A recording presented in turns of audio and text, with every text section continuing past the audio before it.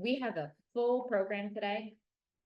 We are gonna try and keep to schedule. If you are presenting, I'll be in the front and I will help give you reminders about how much time you have left. Otherwise, welcome. We are so glad that so many of you folks made it to Los Angeles for the 2024 IIIF conference. Before we start with the program, there's a few logistical things that I want to go over. Number one, and maybe most important, is the Wi-Fi. If you have EduRoam, you are free to use that. If not, UCLA_web is the open Wi-Fi for the conference. As with all events, in person and online, the IIIF conference is guided by our code of conduct. IIIF events are meant to be free from all forms of harassment and welcoming to all people. And then before we get started, I want to take a moment to say thank you to all of the sponsors that made the IIIF conference possible, helped us keep costs in check, and support activities like this. Our platinum sponsor this year is Kakadu. They are responsible for sponsoring the reception, and I'll get to that in a little bit. Thank you again to OCLC. They'll be outside tabling today. Our silver sponsors, Digirati, Kagat, Performance Software, and From the Page. Our bronze sponsors, Choir and Glycerin Image Annotation Workbench. And our academic partners who are also our hosts, UCL Library and the Getty Research Institute. You've all received a lanyard. Staff, local committee members, and event volunteers, people who are local to LA, are wearing red lanyards. You can seek people out with these red lanyards to ask questions about the conference, logistics, or things you need to know about Los Angeles. Additionally, we will have mics. If you are asking a question or you're presenting, we ask you to please be sure to use the mic. We have runners that will get them to you during the Q&A. Even if you're really loud, which I count myself as one of those people, it might not be loud enough for everyone. Restrooms, maybe the second most important thing. When you exit the auditorium, to the right, there are men's and women's restrooms, and a little further down the hall, there are gender-neutral restrooms. Meals and breaks. Breaks will be downstairs, one flight of stairs, so that will be the afternoon coffee and the morning coffee break. Lunch will be in the Palisades room, which is right next door in Carnesale Commons. We will lead you over there today, kind of in a giant herd. But if you are not with the group, it is in the Palisades room in the building to the left when you exit. Tomorrow, we have a reception planned at the UCLA Botanical Gardens from 6:30 to 8:30. This is drinks and hors d'oeuvres. We ask you to come. It should be a great time. The Botanical Gardens are beautiful. It's a little oasis in UCLA. One note, if you plan to explore the Botanical Gardens, which again, I really recommend that you do, please bring appropriate footwear. It is steep and it is rocky. Throughout the conference, we will be chatting and sharing information on Slack. The link to join the Slack, if you're not already on there, is the bit.ly/Slack-IIIF, and then the channel 2024 annual conference is where all the talk and discussion is happening. If you are using Twitter, X, whatever we're going to call it, or Mastodon, we encourage you to post, not tweet, whatever you do on Mastodon, and use the IIIF hashtag. I'm on there all day, but lots of thanks to our program committee. We had an enormous number of presentations and lightning talks submitted this year, and this group took a lot of time and effort to wade through them, to evaluate them carefully and thoughtfully, and to put together a really strong program. And then many, many thanks to all of the local people at UCLA and the Getty who made this possible. Joshua Gomez at UCLA, David Newberry at Getty, Lily Pregel at Getty, Susie Lee, Doris Wang, Chris Thompson, William Higgins, Olivia Slavy at UCLA, and Emily Pugh, Patricia Araki, and I think that's it from Getty. Okay. A little bit about us. If you're here, you've probably gotten an email from me. I am the IIIF Consortium's Community and Communications Coordinator, which means that I work on planning events like this, community events, meetings, and helping to provide outreach and scaffolding for the things that the IIIF community wants to accomplish. Glen Robson, who you will see down here in a minute, is our technical coordinator. He provisions the technical infrastructure for IIIF and facilitates the work of our technical specification groups.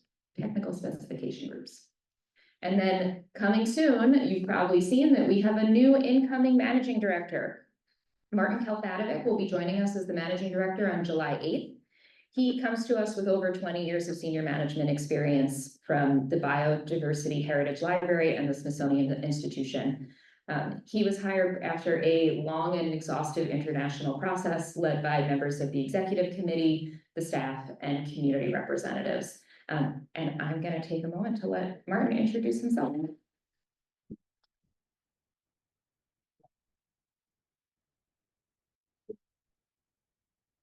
Thanks, Caitlin, and welcome everyone to Los Angeles. It's my great pleasure to welcome Athena Jackson, who recently, just in March, became the Norman and Armina Powell University Librarian here at UCLA. Throughout her career, Athena has enabled transformative learning opportunities within the academic communities by centering the needs of scholars and by promoting access to library resources through modern channels. She's strategized new practices to highlight diversity as integral to academic excellence, and she's constantly worked to bring diversity and inclusion to the forefront of library spaces through prioritizing equity in the workplace, creating an inclusive environment that fosters learning and excellence, and by adding significant collections from underrepresented communities. As a library leader, she is sought out for her experience on topics ranging from open and equitable leadership, radical empathy and its role in higher education, open scholarship, and topics related to special collections, leadership, and management. Athena holds a BA in English from the University of Houston and an MS in Library and Information Science from the University of North Texas. And I would also just like to thank Athena for her work on various ARL committees that I've worked with her on, most recently the Research and Analytics Committee at ARL.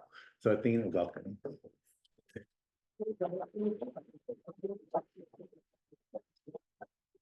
Hello, everyone. Can you hear me okay? Wonderful. Welcome to UCLA. And I'm sorry I have remarks here, but I want to make sure I say everything right for you all because you deserve it. But I want to take a quick second and just thank you all for coming. However you came to the campus to join us for this conference, whether you crossed oceans and rode planes, I heard buses, I've heard all kinds of things. I didn't hear the 405, but those of us from here know that's also a bit of a hardship for us.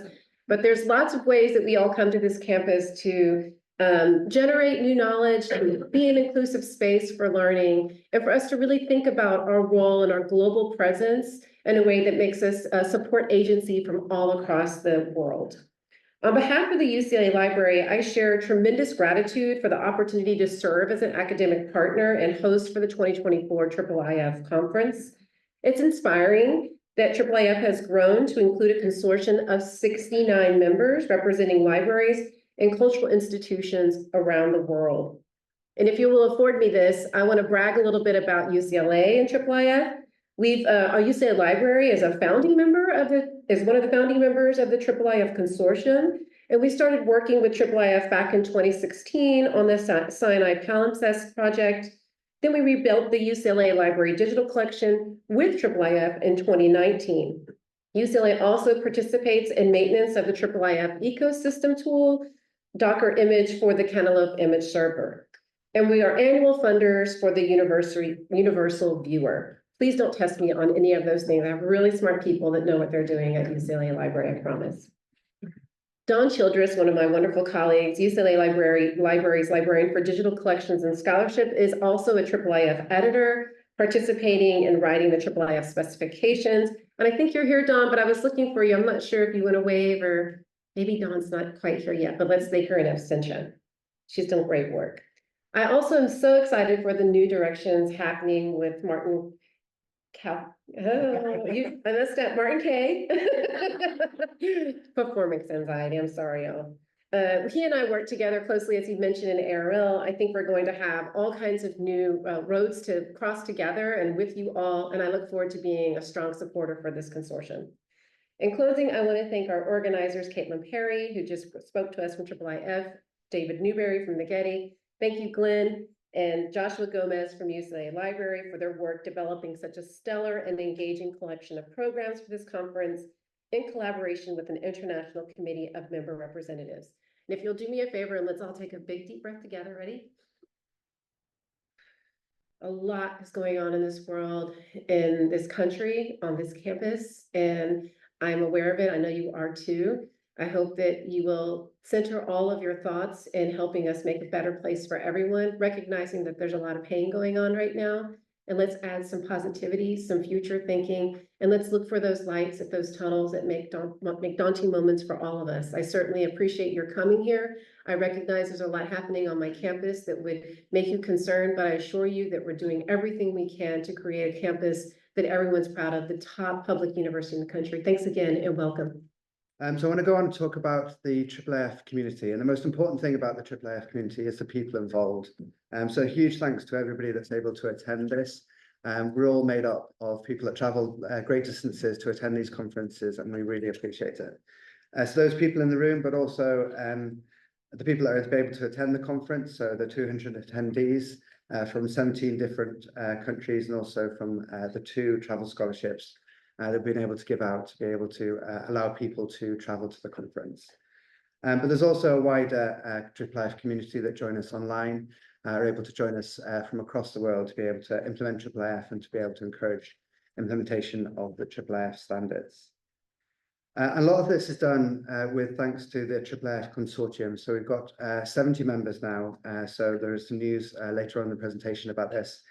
We've got 70 members of the IIIF Consortium, and they support the ongoing production of the IIIF standards. They employ the IIIF members of staff, which are able to put together the IIIF conference and also keep the community together. So if you're not a consortium member, please do think about joining the IIIF Consortium and discussing it with your institution. And if you have any questions, feel free to come and speak to the 3 of us.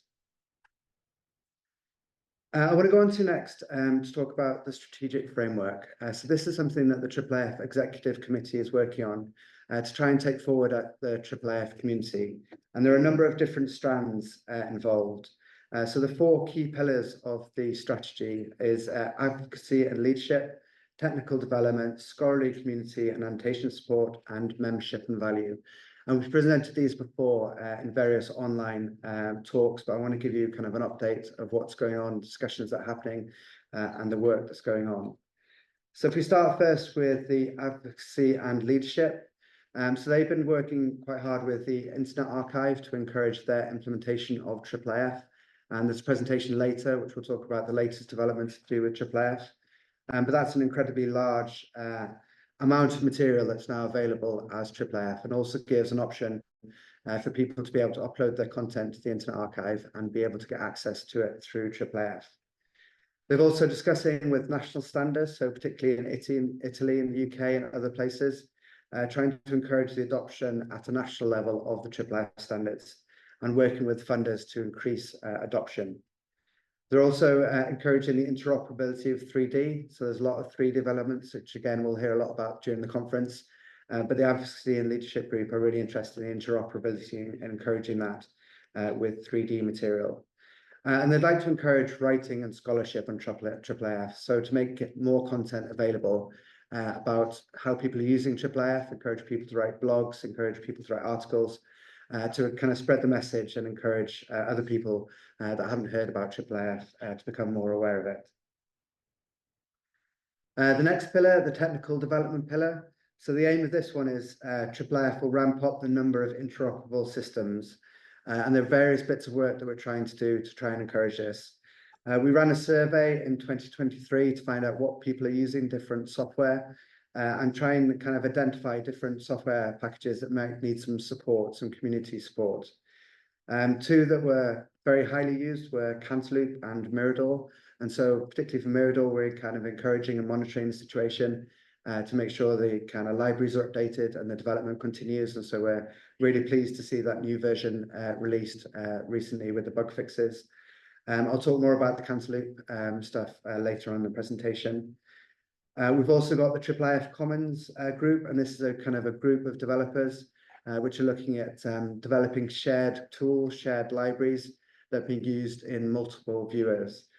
We've got a 3D manifesto development, which again, I'll talk about later, but that's undergoing at the moment. The potentially for a maps group, looking at adding kind of a maps component potentially to Mirador and Universal View, and that's one that might kick off in the next few months. So if you're interested, do get in contact. And then we're looking for other ideas. So we've got this IIIF Commons discussion, which I'll drop into the Slack, where we've got a number of ideas of different components that people are interested in. And if we can see kind of a group of people are interested in working on that, and then we can start the regular meetings to start developing those tools. And we also held a workshop in Europeana Tech in October last year, where we got a group of people in the same room again to look at what shared tools people were interested in. And you can see the results of that on the IIIF Commons discussion board. And the third pillar, scholar and community and annotation support. This is a really interesting group looking at how annotations are used, particularly with scholars. They're going to start a new community group, and the first meeting is going to be on June the 18th. So that's going to be a really interesting group where they're going to look at how people are using annotations, what tools are available, is there something missing in that, where we need to develop a new kind of annotation tool or annotation server to support those use cases. So if you're interested in this, please join the annotation Slack group and go to the first meeting on June 18th. It's going to be a really interesting discussion. The last pillar is on membership and value, and this has been paused until we've got a new managing director in place. So we're all looking forward to Martin starting in July. But this is looking at lowering the membership fees overall and supporting a more equitable membership model. So there has been quite a lot of work done this already, kind of looking at different ways we can restructure the consortium payments to make them more equitable. But hopefully when Martin's in place, we'll be able to kind of take that forward and have a look at changing the way that we can fund the consortium. And that's the last slide. I'll move on to Caitlin to look at the community news.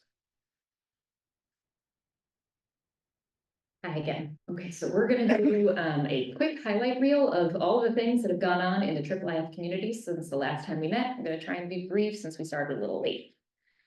Okay, since we were together in Naples, we have a whole bunch of new members. The University of Chicago, the National Film and Sound Archive of Australia, and the Canadian Research Knowledge Network joined as associate members.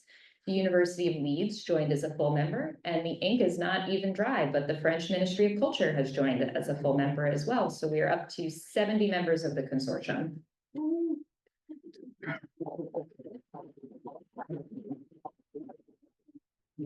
Okay, another big first for the IIIF community was a press grant for 3D specification work. So we successfully received a $15,000 grant to bring over 20 people from the US and Europe, 3D experts. And this served as a working meeting and a real catalyst for future 3D development. A draft specification came out of that meeting and was released in February 2024, and we'll hear plenty about that during the technical update section. New but not new is the ambassadors program. So the IIIF Consortium had an ambassadors program for a while and it went dormant. We have revamped and reorganized the ambassadors program. So there's a new community who are representing IIIF at conferences and events. They're planning to host meetups and happy hours and satellite events, and they're helping to develop and translate training materials. The relationship between the ambassadors and IIIF is a two-way street. We're happy to help with logistics and where we can financial support for ambassadors' work, and they serve as another outreach arm for the IIIF community. So for the first time, we ran world training events. The IIIF Consortium has been doing training for years, but we expanded beyond the technical training that we've been doing and developed training that was specifically aimed at end users, researchers, students, and educators. People who maybe don't want to mess with a manifest, but want to be able to find IIIF resources and do cool things with them. So this was done with the work of the outreach committee, and we had events in Chinese, English, French, Italian, Portuguese, and those are all available on YouTube if you're interested in watching them or reusing them.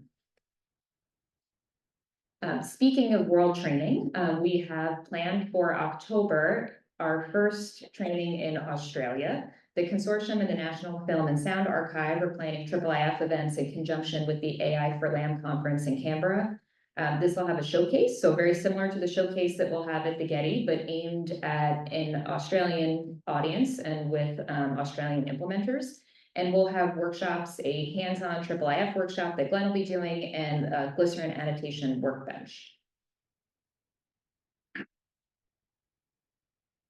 So every month we've done a community call. Last year we expanded beyond the kind of regular community calls we've done with IIIF implementations and tools and things like that. And we did a cross-pollination series where we connected with other organizations that share values with the IIIF community, including open access, interoperability, and making cultural heritage accessible. These were really interesting. Most of them are recorded and on YouTube, and I think they were a valuable way for us to meet other people in the cultural heritage sector. We still had lots of other community calls, including IIIF projects like Globalize, the Swedish Rock Art Research Archives, the American Revolutionary Geographies Online, and some featuring new IIIF functionality and technology, so IIIF and the Internet Archive and the Glycerin Annotation Workbench. I brought these up last year. We have developed guides for different audiences to introduce them to IIIF. Since the last time we published IIIF for archives in addition to IIIF for museums and CIOs. And additionally, we have folks from the Ambassadors Program that are going to work to start translating these. So if you have a language that you need a guide in, let us know. We have a whole team of people waiting. The first set will be in French, but we're happy to expand beyond that. And then with that, I'm going to hand it over to Glen to talk about our technical developments.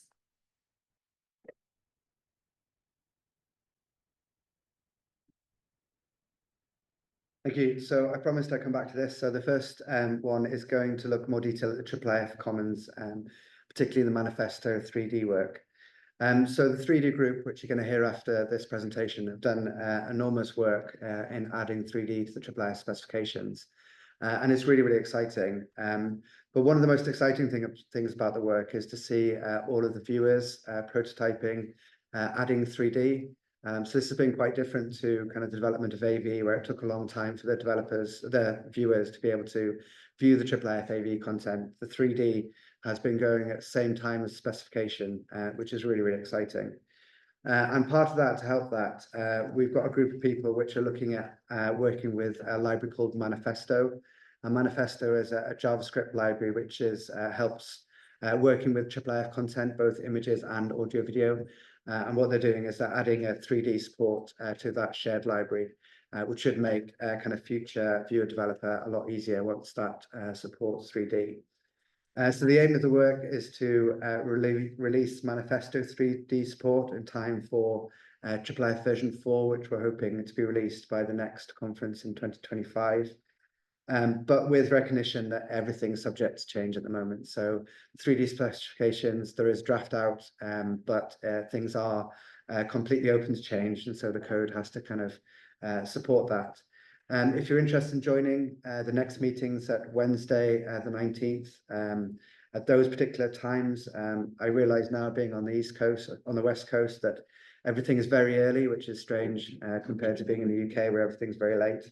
But the next meeting is 19th on Wednesday.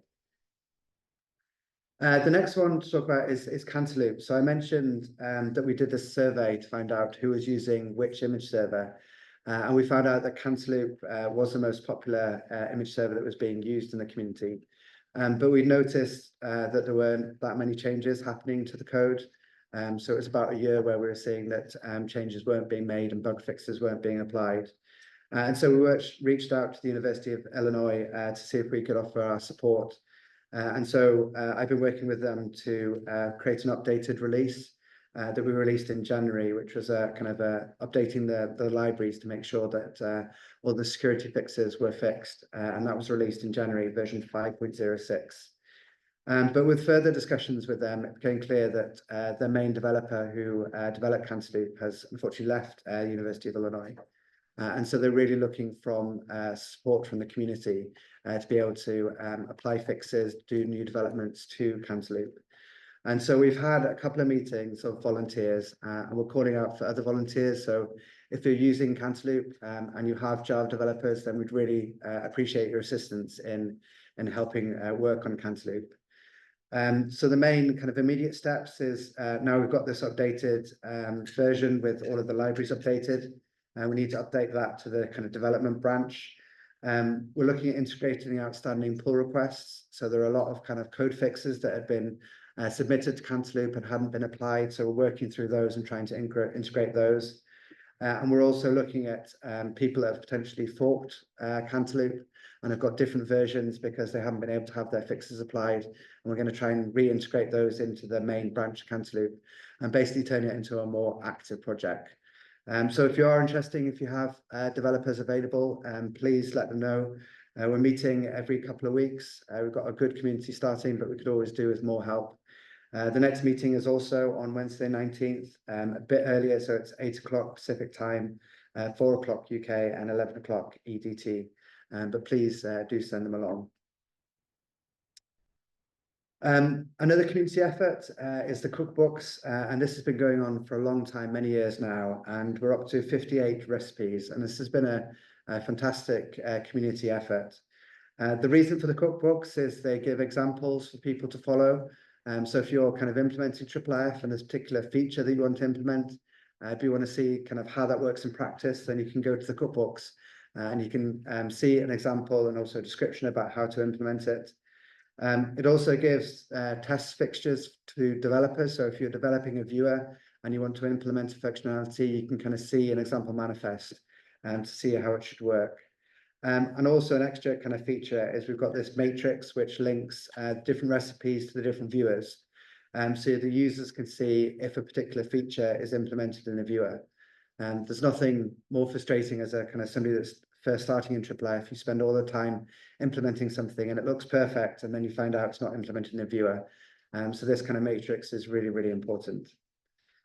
We've had a lot of recipes since the last meeting. The first one, annotating a specific point of an image. So this is if you're kind of annotating a point on a map or a point on a photograph. There's kind of a recipe explaining about that. Another one which is really useful, which I'm sure you've all come across, is missing images in a manifest. So potentially when you're digitizing it, you might find a couple of leaves are missing. And so you can kind of identify that in the manifest to say that we know there are pages here, but we haven't been able to digitize them. And so that's available in the manifest. One that's quite interesting, it's not widely implemented in viewers yet, but this is redirecting from one canvas to another resource, or hotspot linking. So we've seen one example of this from, I think, the University of Galway, where they had an archive, a diary, where you go to a particular page and you'd be able to click a reference to another image and it would take you to the other image. So great that we've got a recipe for that. One that's been missing for a long time, but a simple collection. So if you want to gather multiple manifests together into a collection, what does that look like? One that's been very useful in the Internet Archive work, but multiple choice of audio formats in a single view. So if you've got an audio resource and you've got different versions, you might have an MP3, a WAV, or different types of audio resource. You can give them all to the viewer, and the viewer can then make a decision about which one it wants to play.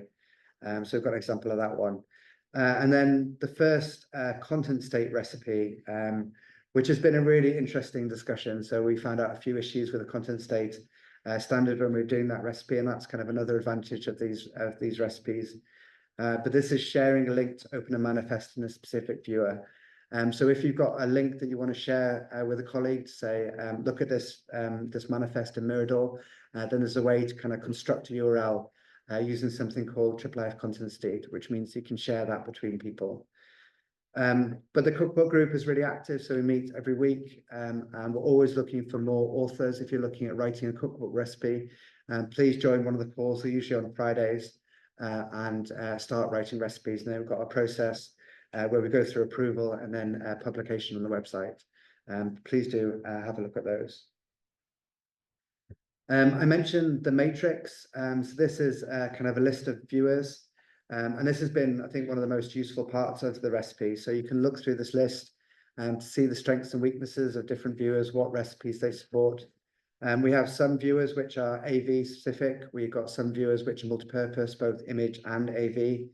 And it's going to be interesting when the 3D specifications come on and we start to see those 3D recipes as well. You'll be able to see which recipes and support all the different types of content type. We've got a large number of viewers now. We've got Mirador, UV, Anona, Clover, NavPlace Viewer, Ramp, and 2 new ones, Avery, which is a AV IIIF player, and also the Glycerine Viewer, which we've mentioned a couple of times. This is a viewer from Australia, and they've got a kind of annotation system, and they've pulled out the viewer to be a separate annotation viewer, and that's available as a Glycerine Viewer. And they're all linked to the recipes, and you can see on that page which recipes they support. Briefly going to mention the 3D updates. It's really exciting. I won't mention too much because of the presentation next. I don't want to steal the thunder. But things are looking really good. So there's a draft specification for supporting 3D. As I mentioned, lots of viewers are already implementing the kind of prototype, the drafts, which is really exciting to see. And then hopefully this week we'll make progress on annotation and also interaction. So how to interact with 3D objects. And the high level, we aim to release this, and this will become IIIF version 4 with support for 3D in time for the next conference in 2025. But as I say, more to come. If you're interested in catching up on the detail, we have got this link to the 3D updates. This will take you to YouTube, where we've got a link to Tom Crane presenting about the 3D draft. And then we've got a number of people talking about how they've implemented it in different viewers. So if you haven't been keeping up and you want to find out more, then there's that set of videos, which we'll be updating as we go through with the kind of latest developments. Other groups, the authorization flow. So version 2 was released last year, and this supports authentication for AV as well as images. If you've been following the authorization work, you'll be aware that the browser support for cookies has had a kind of large impact into the authentication API. So the version 2 does support the kind of latest cookie developments in the major browsers, but it's an ongoing kind of race to catch up with them. And so the group is currently maintaining dialogue with the browser manufacturers, trying to influence the way that they're implementing cookies to make sure it works with the IIIF authentication API, which is sometimes a struggle.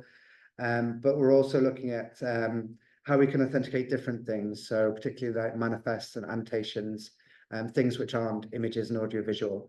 And so that's a main focus for the group at the moment, looking at potentially OAuth 2 as a method for that authentication. There's a link at the bottom there to the technical specification groups, which has got call details. So if you're interested in authentication, please join one of those calls. A new group started this year called the AV Motivations TSG. This is looking at how we distinguish between lots of different types of annotations. So the example at the bottom has a video, and it's got transcriptions, captions, commenting, indexes. How do we give enough information to the viewer to be able to make a good choice about how it shows that content? And they're currently working on possibly a behavior, possibly a motivation, looking at sidebar overlay, so you can kind of distinguish what to do with those annotations. It's a very, very active group, and they're still quite early on in discussions. So if you've got use cases and you've got ideas, please do join that group. Again, the link's at the bottom of the slide. And then just finally, I want to mention the technical training. So we used to hold this every month, but we've moved now to holding this 4 times a year. So if you are interested in getting a hands-on working with IIIF, so it takes you through kind of the basics of IIIF, and then installing an image server, and then looking at creating your own manifest, and then looking at annotating that manifest, and then finally ends up with a kind of a week-long kind of presentation at the end. So you can kind of summarize what you've been doing during the week. So places are still available. I think we're quite full in June, but there are places in November and December, and we're releasing the dates for next year. We also offer custom training. So we've been doing a lot more of this recently, some to consortium members, some to kind of other places. So if you're interested in us writing a custom training that might be shorter and more focused, then please do get in contact. We tend to make all of this training available. So if you wanted to follow this kind of on your own, The training is available at training.iiif.io. A couple that I'll call out. This is one that we did for Yale, but making use of IIIF. So once you've implemented IIIF, what can you do afterwards? And it looks at annotations, using Exhibit and different tools and crowdsourcing to be able to kind of reuse your IIIF content. Annotating cultural heritage looks at obviously annotations, different tools that are available. And then we also have various shorter IIIF sessions. So the general IIIF training is 5 days. We meet once and for an hour every day. And then there are kind of tasks that we set you going. But we also have shorter kind of 2 to 3 hour training sessions that are available on that website. So I'll finish there and I'll pass back over to Martin, who's going to share the developments for next year. Thanks, Glenn and Caitlin, for those updates. You see, there's lots of things happening, and I know you've all just arrived in Los Angeles, so you need to get your bags packed for the next year's conference. And without further ado, I hope we'll get to welcome you all to the University of Leeds and the fabulous and dynamic city of Leeds in Yorkshire in the UK. It'll be a great time of year to be there in June. And we have Claire and Karen from the University of Leeds are here. Claire and Karen, they're there right in the center. So again, feel free to talk to them, and it should be a great program, and looking forward to seeing many of you and many more there. Lastly, again, people are IIIF is a community. So again, please stay involved, whether it's in person in meetings such as these, or through the community, through the subscription to the newsletter, or again, through the very active Slack channels. So again, we're looking forward to the great conference this year and then moving on to Leeds next year. So with that, we can start the official program and with our first speakers.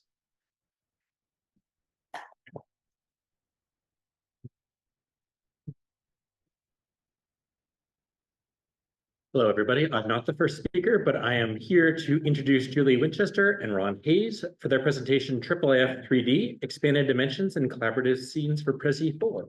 Welcome and thank you. Thank you very much. Thanks, everybody.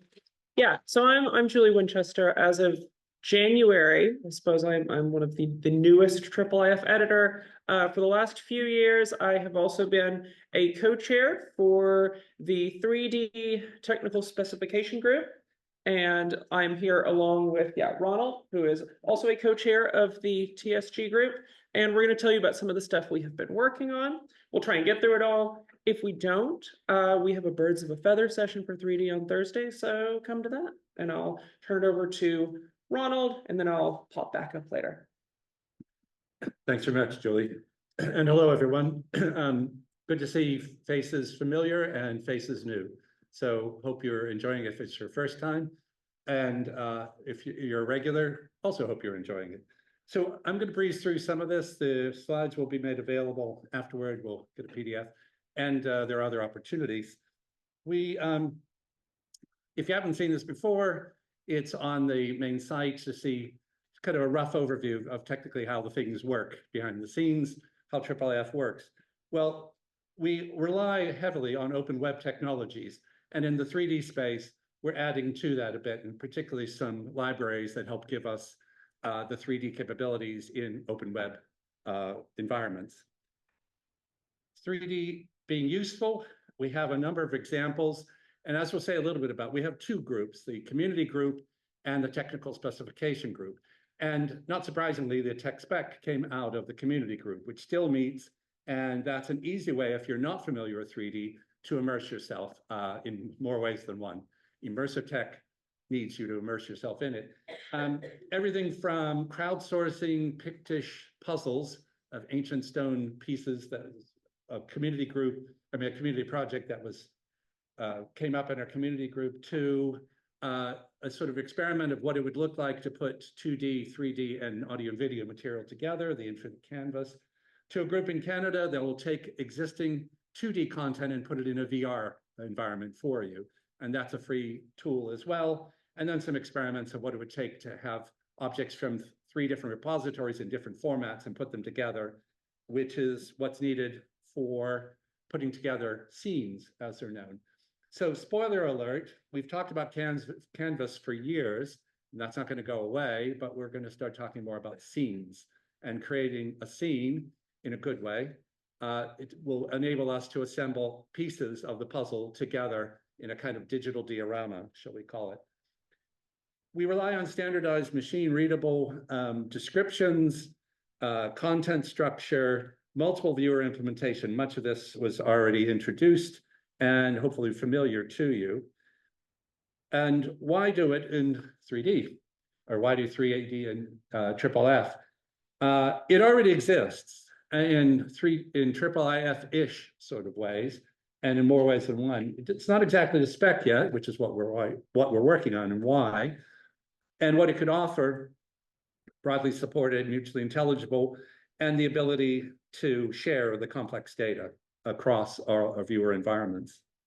So coming soon, as we heard from Glen, Caitlin, new and improved and lemon fresh, hopefully. But by next year, we're working on at least a draft version. And in fact, that's an iterative process that we're evolving as we go. There are two groups as mentioned. These are the co-chairs. You'll see at least one repeated name, but if you're new to 3D or you're not quite sure where we're going with it, do come along to the community group. But everyone's welcome on the technical spec group as well, but we're more deep diving in that and testing as we go along. So of the two groups, this is a very, very loose, very quick sample. The community group meets every 4 weeks, and we've had people from various countries, various projects, global and local projects, showing what people are doing with 3D. And that gives us ideas and also some sense of challenges and also requirements. The technical spec group is collaborative working on this technical specification, as noted. We have a number of critical use cases. We've gone through exhaustive input of people saying, this is what we're going to need to be able to do. You're welcome to be part of that and review what we have already and make sure your use cases are covered. Explore suitable options to include that. So what we imagine is a scene where you could have a canvas on a wall, an audio and video presentation in one end of a hall, and the ability to explore that hall or whatever other space is needed. And we have some real world examples of that. Recreating the Medici Palace was a real project, not funded yet. And all the pieces, of course, are in different collections, classic IIIF requirement. We've got all this digitized. Now, how do you assemble it together in a coherent whole? Technical spec group, as we said, actually, we need to update this. We're meeting every 2 weeks these days. But we also have a kind of catch up every 6 weeks or so for Europe and further east. And we might do more of that as needed. We want to make sure more of the wider global IIIF community knows what we're doing and can get involved. So we have evolving proof of concept technical demos as well, as mentioned. So the tech spec group, spend a little more time talking about that. The community group, as I say, you can look at our running notes, you can look at some of the recordings, and if you're interested, you can suggest something, or if you're doing the project, do offer to present something to that group. On the tech spec, though, we have we've had two technical working sessions in person. We've had at the conference, but we've also had separate ones as part of a conference in Basel, Switzerland. And then, as Caitlin mentioned, a funded project in DC in January. So we're trying to step up and make sure we get as much in-person time as well as online time to evolve this project. Some of the things we have to deal with: which way is up? And if no one else can tell you that, the 3D technical spec group does know which way is up. We had to make a determination because different 3D systems have different orientation and different ways up. So Y up, Z forward, right-handed system. And the reason you have to say that is because others are not Y, they're Z up, or they're left-handed systems, etc. That means we have to be able to take things in from one coordinate system and normalize it into a unified one. That goes for polar coordinates also. For those of you who work with Google Model Viewer, they love polar coordinates. So you have to love geometry somewhere to make this work. I'm going to move on quickly. these are those involved so far, and if your name's not here, you're welcome to join us and have community support and have some of your content be able to be tested as well. I've mentioned a bit of the actually every 2-week meetings. We're working on things like issues to do with 3D labeling. We use GitHub quite a lot, although not all the work is technical, because we have a lot of determinations, including a lot of puzzling over how annotations work in 3D space. So what's in scope? It can be complicated, but we're trying to get as simple as possible, or following the old IIIF adages, as simple as possible, but as complex as necessary. And so there's a whole spectrum of people working on all the different things, and that's why we bring it together, all of our various expertise. All capabilities and features must be implementable across nearly all viewers, and as Glen had pointed out, we're really glad that a lot of the viewer developers of major viewers are involved in the process. I mentioned user stories. I'm going to skim over this. That's a little bit about some of what positioning and how things go together and how they relate to each other. It's a process that's both top down and bottom up. The bottom up draft manifests, we're testing viewers, proofs of concept, and top down developing as we go a manifest and the specification, I should say, the presentation for what will become that. And the draft presentation is, we've drafted this and then are working on implementations of that. And there's our famous right-handed Y upset forward. And with that, I'll hand over to Julie. Yeah, speaking of right-handed vector spaces, the scourge of linear algebra returns, if you ever took that as a class. But yeah, so we have been able to produce this draft spec. It's not a full presentation API spec. It's sort of winnowed down to the most 3D relevant pieces, but it's linked there.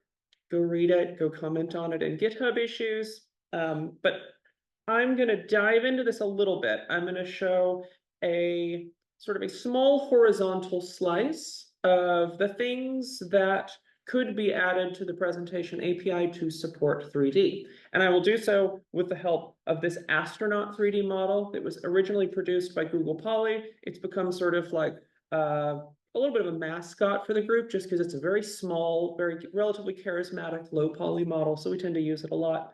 But you know, you see he's sitting in a featureless void with just a little coordinate grid on the bottom to show you where the zero sort of floor of that is.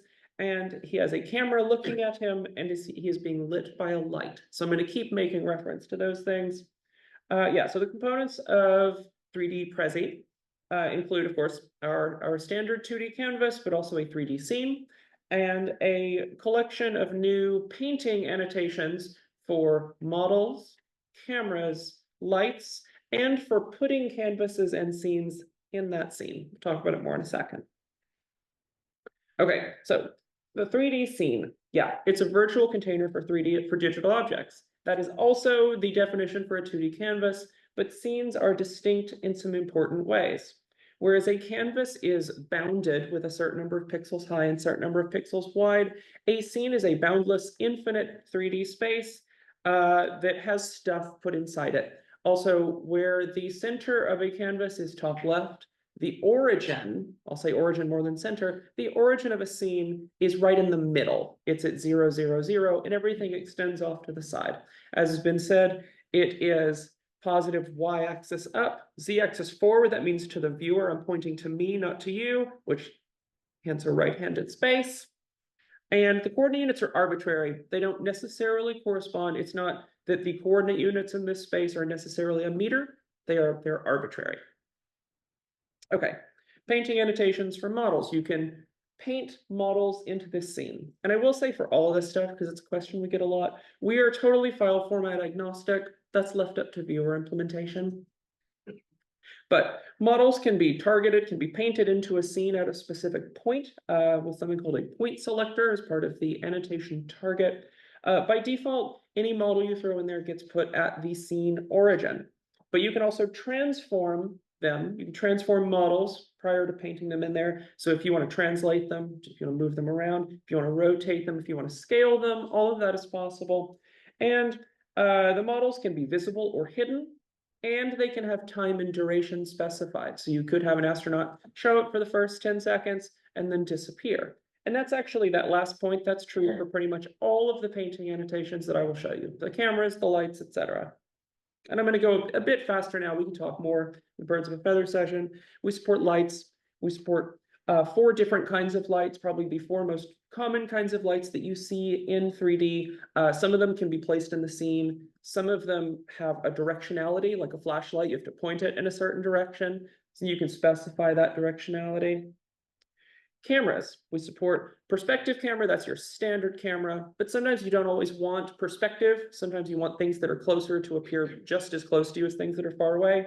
So we also support orthographic cameras. Similarly, those can be put in a scene, and they can also, they can look at things and they can have directionality. You can also nest, say, a canvas in a scene. So if I have art on a 2D canvas, if I have 10 2D canvases, I can put each of those canvases in a scene to reflect like an art gallery. I can also put scenes in scenes, turtles all the way down. There's still a lot more to be done with this, so join, come, you know, involve yourself with the conversation. But we are not just building castles in the sky, because we have to come up with demos to demonstrate that this stuff is possible. As part of this, we have come up with a whole lot of draft manifests that actually exemplify various aspects of this. There aren't 10 of them. Those are 10 groups, where almost all of those groups have more than one manifest. We've also, as has been talked about, there's a project to create a version of Manifesto, a JavaScript way to consume and understand those manifests. Really quick, I think I have like 1 minute. I'm just going to show you some screenshots of demos. Some demos from our manifest that's showing off transforms and positioning. Specifically, this one, I expect every one of you to read every line of this guy. Basically, what this does is it's showing a scene, and we have 2 astronauts. One is in the scene, and it's You can take it. Sorry. Pick it up. yeah. So we have 2 astronauts in a scene. One is just off the side of the center. The other astronaut is translated. He sort of hops forward, and then he's blown up 2 times, and then he's placed. He's back to here. But because there's an order of those things, because we translate and then blow up by 2, he ends up blown up by 4. And so he ends up a little further away than you might expect. Just there is an ordering to these things, it doesn't matter. And we have been able to take this manifest. So this manifest encodes what I just explained.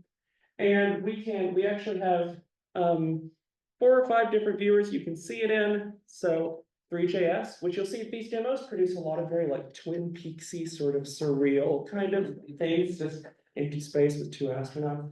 But yeah, you can see one just off the origin, the other one bigger, and it's further away. So we're able to do this in a 3JS viewer. We have an X3D viewer. Smithsonian Voyager has been able to get this working with theirs. And also Babylon.js through a viewer called Kompakkt, that the lead dev, the head of that, Zoe, is here. Talk to her. So yeah. Oh, I think this is a slightly old version. Yeah, you can't see. This is just a big astronaut here. Sorry about that, Zoe. So where are we going? We have a birds and feathers session tomorrow, and we meet online. Please come and join us. These slides are just, if you download it later, has some cool links. All right, thank you very much.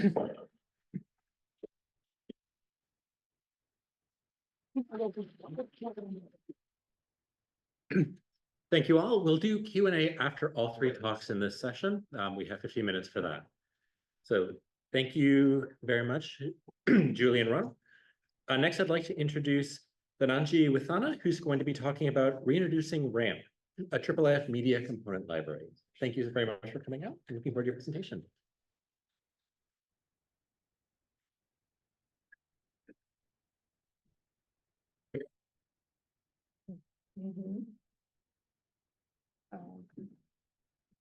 Good morning. Welcome to the presentation on reintroducing RAMP, a IIIF media component library. I'm Dananji Withana. Sorry. Is it better? Okay. I'm Dananji Withana. I'm a software engineer in Media System Project at Indian University. libraries. So this is going to be my outline for the presentation. So what is RAM? It is the new and renamed component library, previously known as IIIF React Media Player, which we loosely translates RAM into React Alpha Media Player. So if you don't know what it was, it is a component library built using React.js, and it can be imported into your project using npm. Once it's set up, you can use its component to build your user interface to display audiovisual resources in a IIIF presentation 3 manifest. When you use RAM, you need to only import the components that you need, and they can be placed on the page and styled as you like in your application. And I will be showing an example of that later in this presentation. A little bit on the technical details and documentation. We use React context to provide state management throughout all the components, and it is integrated at the IIIF player component. So you need to import that and then wrap any components that you use in RAM with that. And we have 2 documentation sites. The first one is a GitHub pages site, which is created with style by these docs, which provides a glossary of all the components and code snippets for them. And the second one is our GitHub wiki documentation, which has detailed information on implementation and usage of each of the components. Now let's go through all the components one by one and how they translate IIIF manifest information in IIIF manifest into UI components on the page. So the first one we have here is the IIIF player component, which is kind of the main component that you need to import into application when you use RAM, which wraps everything in a context providing state. And it takes in a manifest URL or a manifest prop, which provides the content in the manifest. When both of these values are given, manifest prop takes precedence over the URL. And by default, RAM displays the first canvas on the manifest on page load. And these highlighted props in this slide provides you the ability to set the starting canvas, similar to the start property that you would get in the IIIF spec. And with starting time, you can set the start canvas time of the playback. So when you have that set to a certain time, the player will start playback at that given time point. And as I said, these props can override the start property if you have it in the manifest specified. And next component on the list is the media player component. It reads a canvas or a list of canvases from a manifest from the items property, and it renders these in the player. When there are multiple sources for a single canvas, and in this example that you see on the manifest, there's 3 sources with different qualities. It will render a source selection menu in the player, allowing the user to select the source they want. And when there are multiple canvases, and in this example, we have 3 canvases in this manifest with items list. The player will build previous and next buttons, which allows the user to navigate between canvases. These buttons are only built when you have multiple canvases in the manifest, and they are built in RAM as custom Video.js components. And a little bit more on the same component, we read the placeholder canvas property in a given canvas and renders either an image or a text from that canvas on the player before you start playback, and it is displayed on page load. So as you can see here, we have an image, a poster image loaded from the canvas, placeholder canvas property on the player when you open this manifest. And next we have supplementing annotations. They are displayed as captions in the player. As it can be seen in this example, it displays the two supplementing annotations, and they can be turned on and off in the menu in the captions. We use Video.js's native captions menu here, which allows the user to change the captions settings to customize their customize the display of the text. And at this moment of time, we only have captions for video resources displayed. And final bit of the manifest properties that this component reads and renders is the rendering file rendering property, which provides a non-IIIF representation of the main resource. And it reads the rendering property from both manifest and canvas level, the current canvas level, and displays a list of downloadable files in the player. And this icon can be turned on and off using the enable file download prop, which you can provide at the time of initialization of the component in your application. So that's the end of properties, manifest properties that goes into this component. We have a couple of features that we've added recently. The first one here is the playback rate menu, which allows you to speed up or slow down the playback. According to preference, this is a native Video.js component which can be enabled or disabled at the time of initialization of the media play component using the prop on the slide, which is called enable playback rate. This is turned off by default. And the next one is track scrubber. This allows you an enhanced provenance seeking experience with a zoomed-in view of structured item with media fragment information in what we call a track.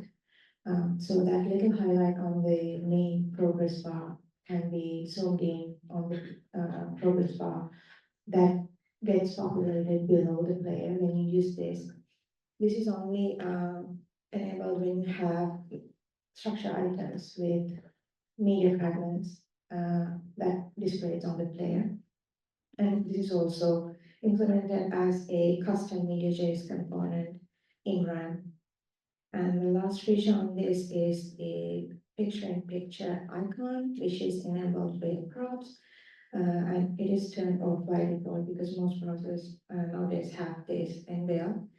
And this is a native Video.js component enabled via this enabled prop.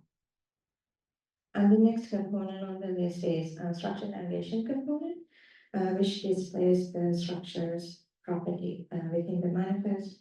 This allows to display a hierarchy of ranges, and ranges with media fragment information are displayed as links. So clicking on these links allows the user to seek the player to that start time point of that given range.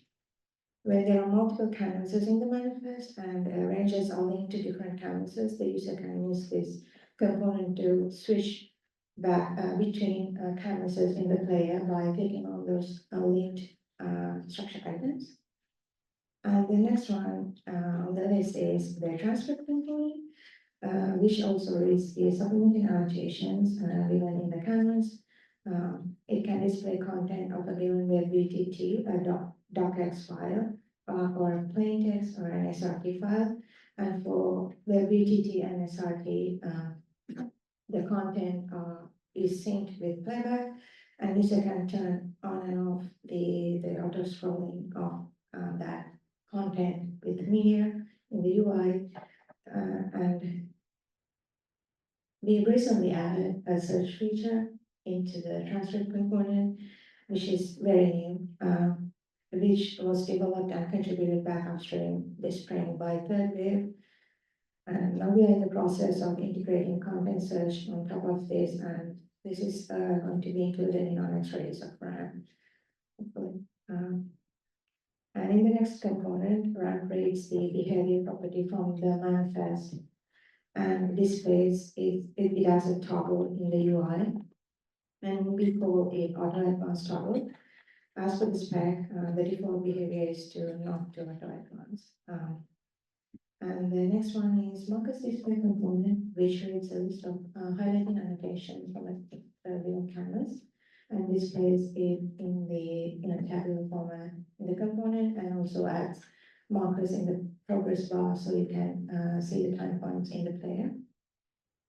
And the next one is metadata display component, which, as it name suggests, displays metadata from a manifest or a canvas.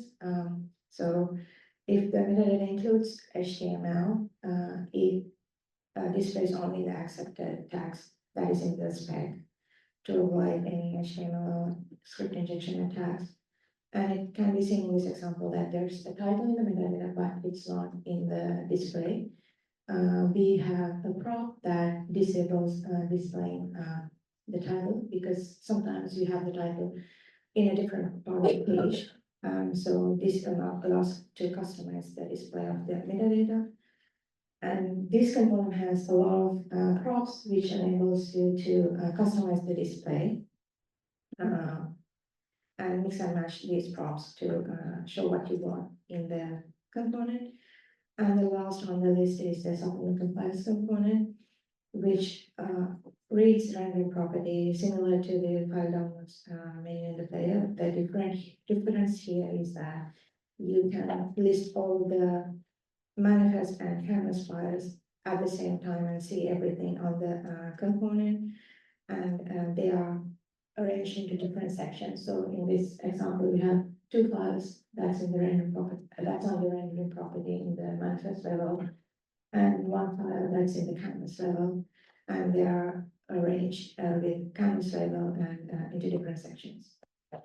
And so right now we are using RAM in Babylon, and I'm going to show you two different layouts that we are using RAM in Babylon.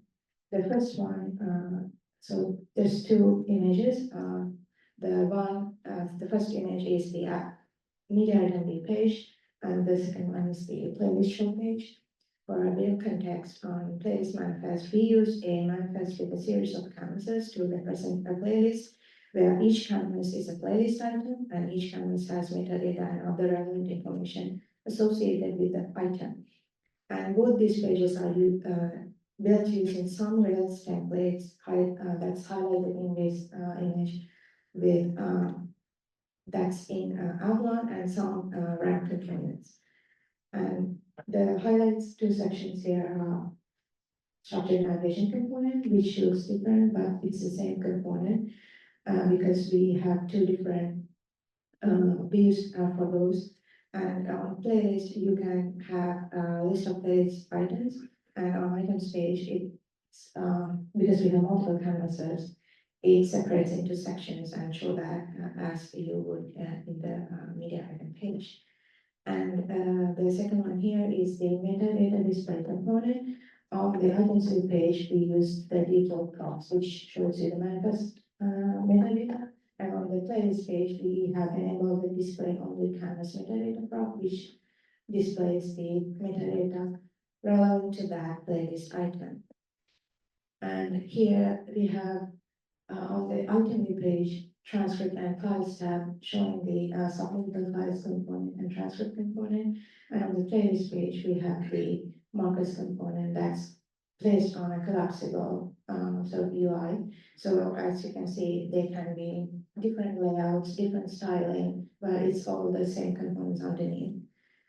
And that's all for the components overview. And this is some of the future work that we have planned for them. We plan to improve parsing and state management to improve performance in the component. And as a sub, we will probably annotate extensible workflow project with Dr. Tony Clement and University of Texas and Austin. I use planning to add support for IIIF 2.0 in Avalon and in RAM, and also support generic display of annotations. And last but not least, we have transcript search, which is the phase one was to get the contribution back from third wave, which happened in spring, and right now we are in the process of integrating content search, IIIF content search on top of that. And yeah, that was fast and a lot, but yeah, we'd like to hear from you. These are ways to get in touch with us. Thank you for listening.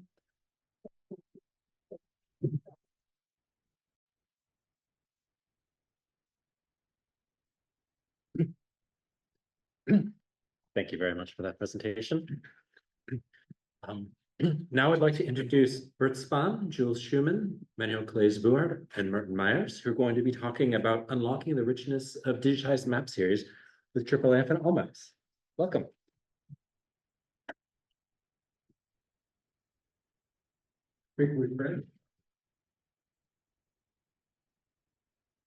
Hello, everybody. It's great to be here again. I think it's 3 years ago since we first presented Allmaps at the conference. Then still as a prototype. Last year we presented different use cases happening and also the georeference extension as published by the Consortium.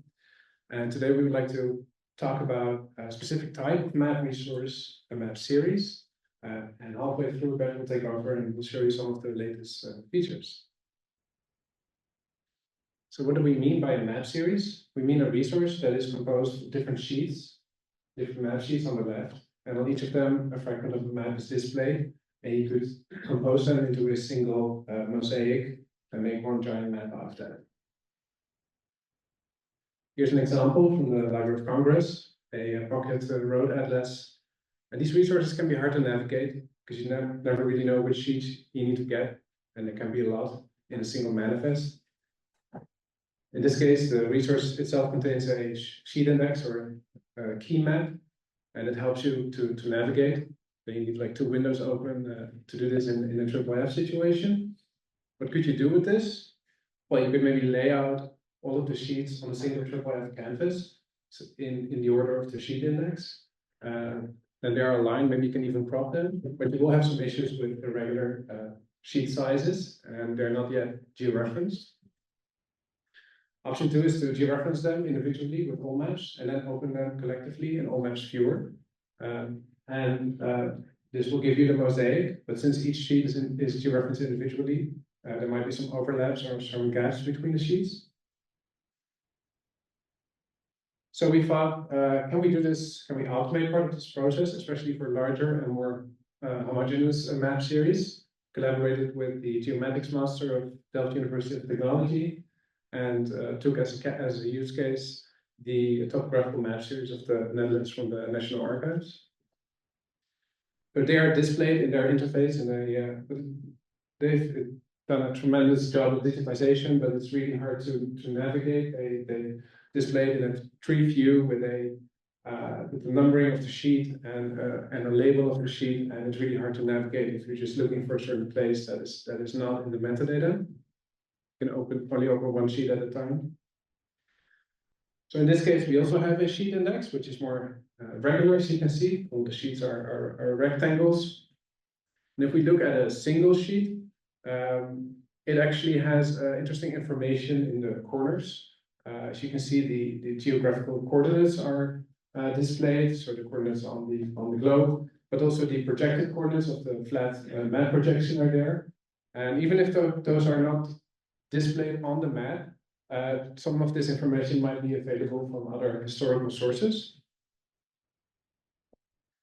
So in order to make a georeference annotation, we would need to convert these coordinates to WGS 84, which is from 1984, and these maps are from the 19th century. So an important part of the project was to convert these coordinates from the Bono projection, which was used for this map series, to WGS 84, with help from the Dutch cadastre.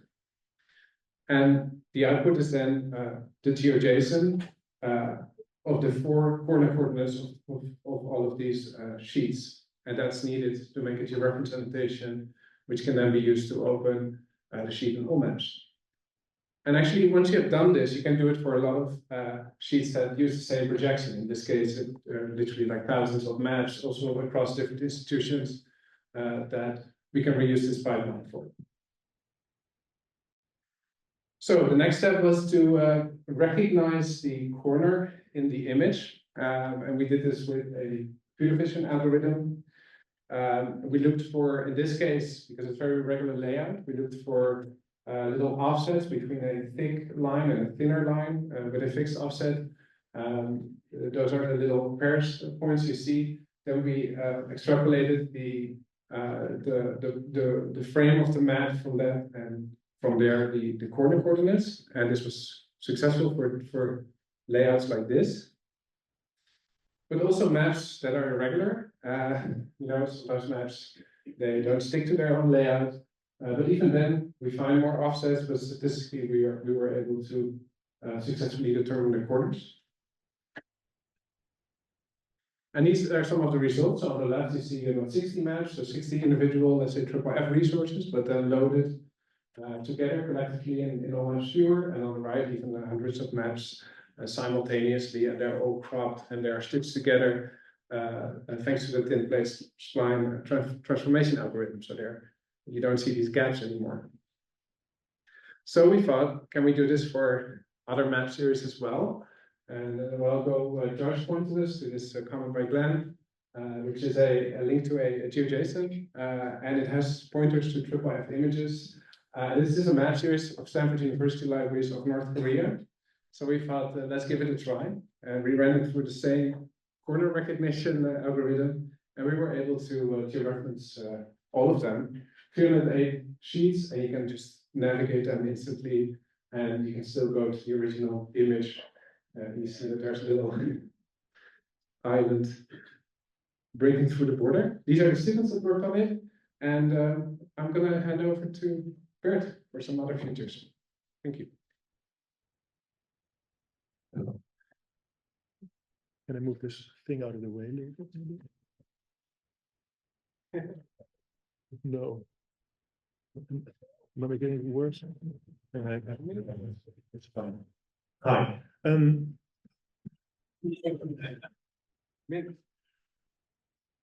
I do this? Yeah. I'm sorry. Thank you, Jules.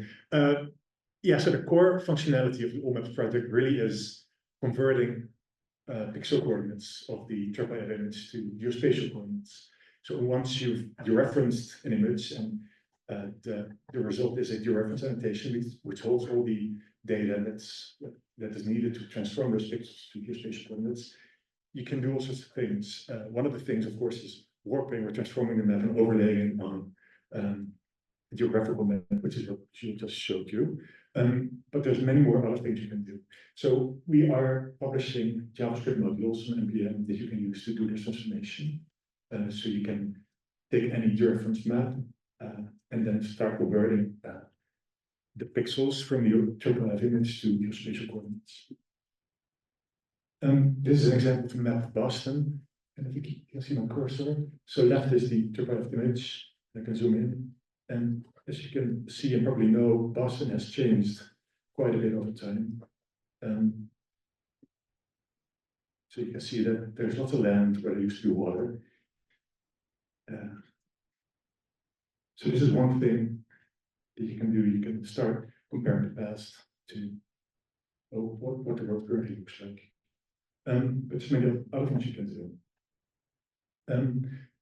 So one of the things is we've just released a new version of our annotations API, which supports GeoJSON output. So you can take any map that's been dereferenced with Allmaps and then get the GeoJSON results. So you can use that to, for example, plot it in QGIS, or maybe build a search index or other things, like build it into your collection portal and make maps searchable by a geographic location, which is also something we built into the Allmaps application API, so you can now query maps by a location. So this is a little experiment that we built called Allmaps here. So you can open it and it will show maps around your current location. This was me working in the Starbucks yesterday and was good to finish the presentation. Another thing we do now is every day we export all GeoJSON, all the maps that have been dereferenced with Allmaps, and we convert it to the provenance PNTALS format. And we're working on this experimental user interface that you can use to browse all these maps. There's quite a lot. This is Los Angeles. And there's a few fun maps that Jules referenced from the LA Public Library. And then the best of all is that we've been working on this game, which can all play, and it's called Allmaps Arcade. And the goal is to, well, I'll show you.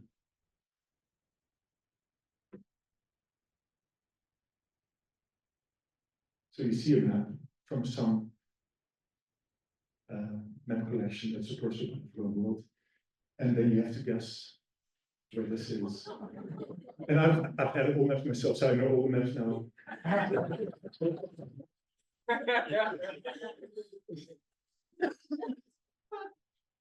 So you can all play it, and you should. There's a few bugs here and there, so let me know if it doesn't work. And if you don't want to play it on your phone or your laptop, you can also come to Delft, where you can play it on our arcade cabinet. Yeah, we've also just published a new homepage, and we have there's an open data section on the homepage, so all the maps, all the metadata from all the maps are now available as CC0, so in public domain, so you can download it and do things with it if you want to. Let me scroll to the data section. And there's some other new information about getting started and some information about how to use the our JavaScript modules. You can download all the files, and the more people do reference maps, more maps will end up in this video. Yeah, thank you. Yes, so I would encourage you to have a look on Allmaps at work and start using all the tools and start referencing maps. Yeah, thanks.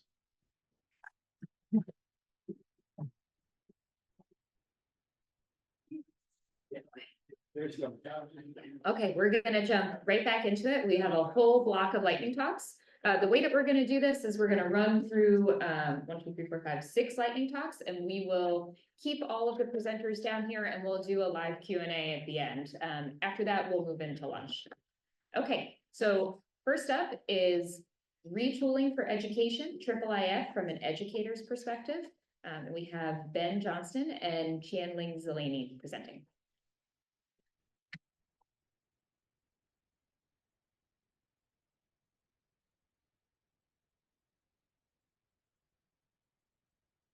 Can I use one of these microphones?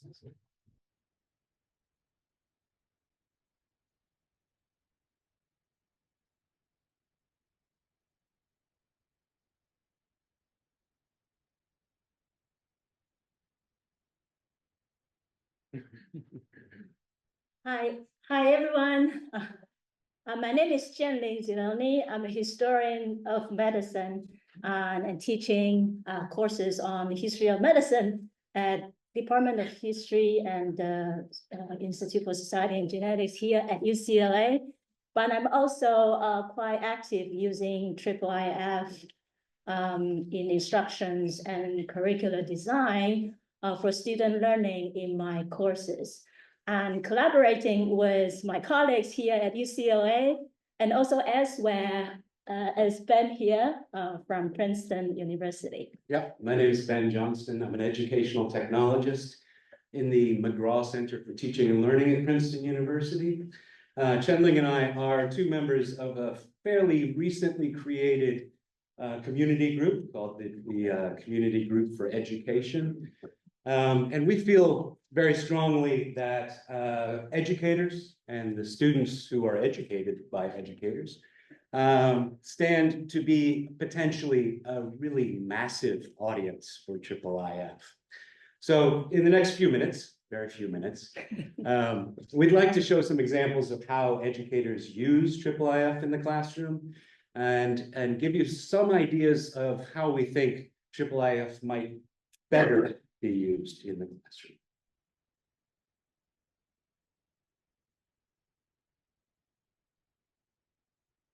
Okay.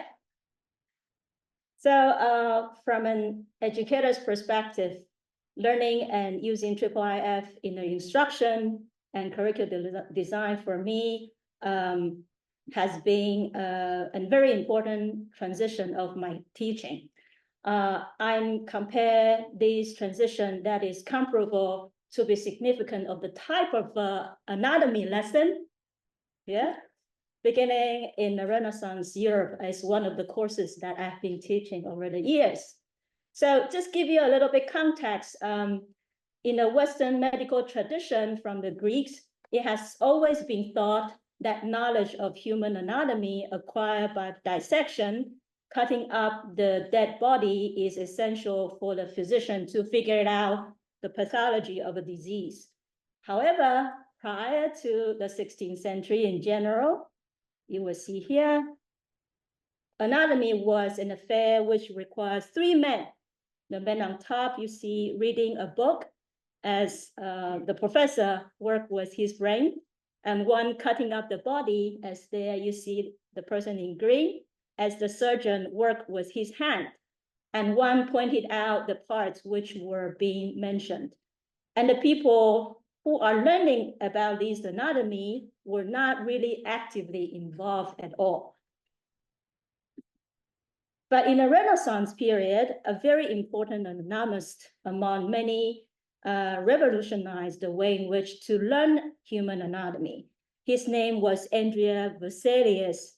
So in the 16th century, actually, this book was published in 1543, when he was only 28 years old. He published a great anatomical work called the Humani Corporis Fabrica, on the fabric of the human body.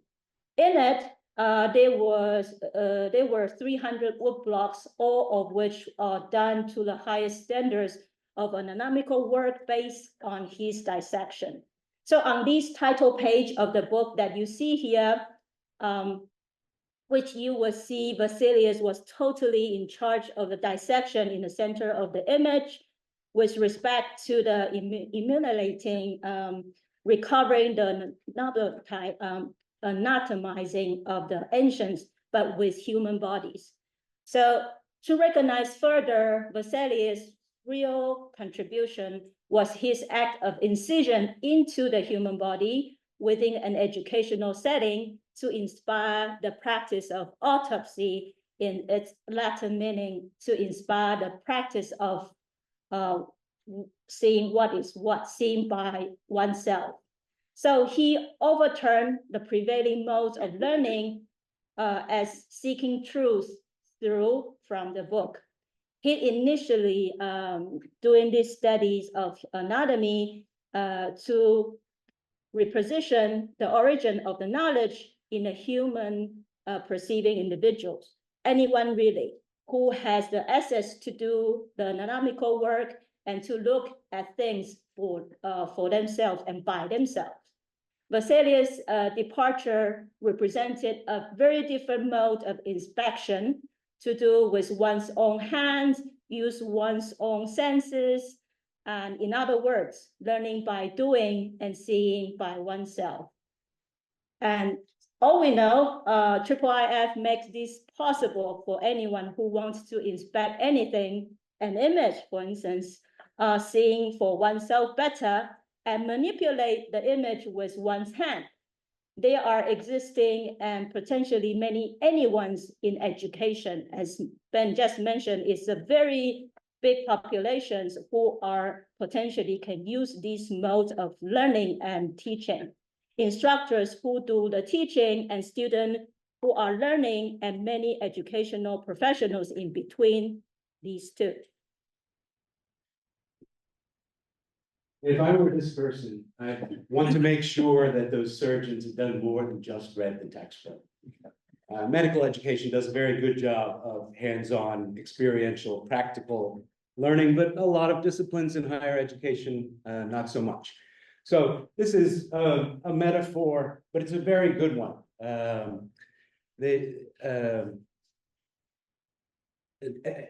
Hands-on experiential learning works. It is backed by evidence. So next slide. In our IIIF group for education, we talk a lot about the 3-unit template. This is a kind of framework that we've come up with for curricular design, for designing hands-on activities. And it maps well onto IIIF. The 3 stages of the framework begin with students becoming familiar with a collection of materials. In many classes, this could be a collection of readings or lectures or films, but of course, images as well. The second stage involves having students learn the methods that they'll use to analyze that collection. That could be annotation, close reading, or close viewing. And finally, the third stage has students use the knowledge that they've gained from those prior stages to create some kind of real-world project, to develop a website or a video, essays, story maps, etc. Next slide. And this maps pretty well onto IIIF. You can do that. So all very well, IIIF viewers allow instructors to present collections of materials from various sources and allow students view, just pose those images. And oftentimes in my courses to curate their materials for the project. We also make use in the method stage with various tools for annotation and cropping. Here you see a cropping tool that was built specifically with the learning management system in mind. And finally, we make use of tools such as stories or scalar to provide students with platforms for their finished project work. One of the real challenges that educators face is the difficulty of creating teaching collections. MEES, this tool developed at Stanford University, is really one of the best tools that we've made use of for creating collections for teaching. So for instance, I use MEES to create instructional materials. And here you can see an examples of how MEES is integrated in the learning management system here at UCLA. We call it Canvas. And the IIIF in the image, MEES viewer allowed me to zoom into the details of an image and to curate similar sets of materials for teaching purposes. And students, they also have access to the lesson in the learning management system using their hand to view the image themselves. In the method stage, certainly annotation in Mirador and with other tools comes to mind. We make use of that, but I also mentioned cropping. Annotation and cropping are really the two fundamental parts of this analysis of collections. This cropping tool in Mirador has been very useful, as has another cropping tool we developed, as I mentioned, to work specifically within the context of the learning management system. But what we have found to be very impactful is to combine this process of annotation and cropping into the context of the learning management system using the discussion board as a kind of annotation tool. So you see here the students' productions of these image cropping to talk about the specific things that I want them to observe and make notes of that. And this is an example of my students' scalar project that required them to do a multimedia essay in scalar. You can see the annotation as the product of their learning in the unit of method they have learned prior. Okay. And this is it. Okay. So what do educators need? I've also split this into three kind of stages to map onto the 3-unit template. I've mentioned a teaching collection tool. Educators very much need a simple way to create collections for their teaching. Preferably, it would be a teaching collection that allows thematic collections and connections with other educators who are also interested in those same themes. And maybe a teaching tool that would also include lesson plans and other materials that surround those collections. In terms of methods, that second stage, we work within the course management system, or the learning management system. And the technology that's commonly used to work with those course management systems is called LTI, Learning Tools Interoperability. We feel that there could be a lot more work to integrate IIIF tools into the course management systems via LTI. That would allow us to bring student information, authentication, names back into the CMS for grading. And finally, in terms of production, we use a lot of different platforms, most often Scalar, as Chien-Ling mentioned. At Princeton, we use WordPress and Jekyll and Omeka. Omeka and Jekyll have some integrations with IIIF, but a lot more work could be done to improve the connections between IIIF world and those CMSs, particularly WordPress and Scalar. So I'm just beginning my anatomy lesson, meaning learning about IIIF. Its affordances, compatible tools, and technologies. They are simple enough for me to use, and integrating into the LTI and CMS that Ben just mentioned for me to use in my classroom. So thank you very much for your time to let us show you what we have done so far and identify the needs toward a better use of IIIF in the classroom. Thank you. Thank you.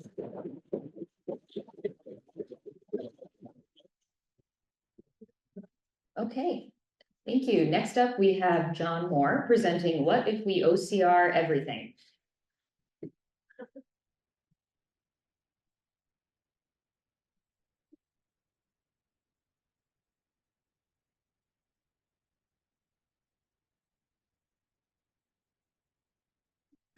So I've been interested in the question, what if we OCR everything for some time now?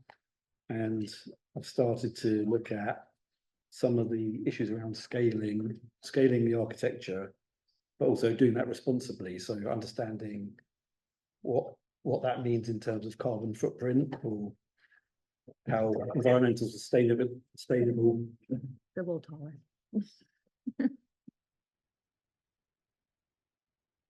So yeah, I'm interested in focusing on the infrastructure that's used for scaling the annotations that come out from the OCR pipeline process, but also focusing on how you can edit those. So I have two different types of technology there. And what I'd like to be able to do is understand what the impact of the choices of the technology stack have on carbon footprint and environmental sustainability. So the two versions of annotation server MIFI currently, one it's actually the Git backend, so it conforms exactly to the Git protocol, which means that you can go in and edit the text as an actual text file, and you can see on the right hand side some command line activity where I've gone in and just displayed some of the content that's in there. So the server will serve this file system, and it conforms to Git. But using Git comes at a performance cost, and I wanted to try to understand what that meant. To be able to scale to a larger amount of annotations, I built another backend Kompakkt. This is a more recent development. It follows exactly the same principles as Git, so you can do merging, commits, branching, merging. And it's used within the Tezos blockchain distributed ledger. So it's been battle tested at very large scale, and it runs on very small nodes, Raspberry Pi size nodes. So it's highly optimized to be lightweight. But what does that mean? When you say something is lightweight, I wanted to try and understand what that meant and how does that impact the environment. So the idea was to come up with an experiment that could produce some data. So I've been to quite a few sustainability groups, and often the discussion goes around how much does this Zoom call cost, and how much does this email signature cost, and nobody really comes with data. So kind of part of the process is trying to start collecting some data to try to have more informed decisions about what's happening and what the impact is. So it's quite a simple test. It's going to be copying 100,000 annotations from one server to another server, and then looking at the performance in terms of CPU and memory usage. Because W3C annotation is a standard, this test can be repeated across any W3C annotation server. And everything was containerized, so the stats came from Docker stats, which is a very straightforward way to capture that data. So the results from performing the test are shown here on the graphs. On the left-hand side is the Git backend. On the right-hand side is the backend. The notable part of what stands out is how the Git backend, it struggles with write performance. It's using considerably more RAM, and it's also taking longer to complete a test, and it's activating the CPU up to around 90% during this test. The backend is performing really efficiently, as I expected it to. So this is a single benchmark, which isn't very useful because you need to repeat benchmarks to get better quality results. The graph would be smoothed out as well if we did that. So I wanted to see if I ran that 100 times, what the impact would be in terms of carbon footprint. So 100 iterations, just focusing on the part of the graph that was most expensive, where it's writing to the Git system, would be equivalent to driving a petrol car 2.3 kilometers. I didn't run that test 100 times, but what this equation gives you is a way to start to plug in some numbers and then come back with quite nice infographics on the impact. Some of the notable parts of the equation are things like carbon intensity. That matters depending on where you are in the world. So like Iceland is really good, for example. The data center you use, that also matters. Some data centers are better than others, so it's not as simple as just moving a data center somewhere else. So there's a few factors in that equation which you need to look at in more detail. But I think if you go to that actual site, you can get a feel for how easy it is to come up with some actual results that you could communicate back with people in your teams about the impact of using those technologies. What I plan to do next related to this work is I've always been interested in this edit process of annotations, so I'm going to look at modifying one of the existing IIIF viewers to be able to write to the Git backend. There's a JavaScript Git library fully implemented in browser, so it should be possible. Another goal that I want to get to eventually is implementing Biffy on an operating system called Mirage.js. So this is a lightweight operating system, about 20 to 30 times more performant than Linux. I'm in contact with a company who developed some of these technologies. They've actually sent it into space in satellites. But it will be really good to build lightweight annotation nodes scaled in a kind of blockchain network. And then also, yeah, I would like to chat with a workshop on annotations. It's probably be like technical focus, so if you're interested in that, come and speak to me. It's on my kind of list to do. Yeah, that's it.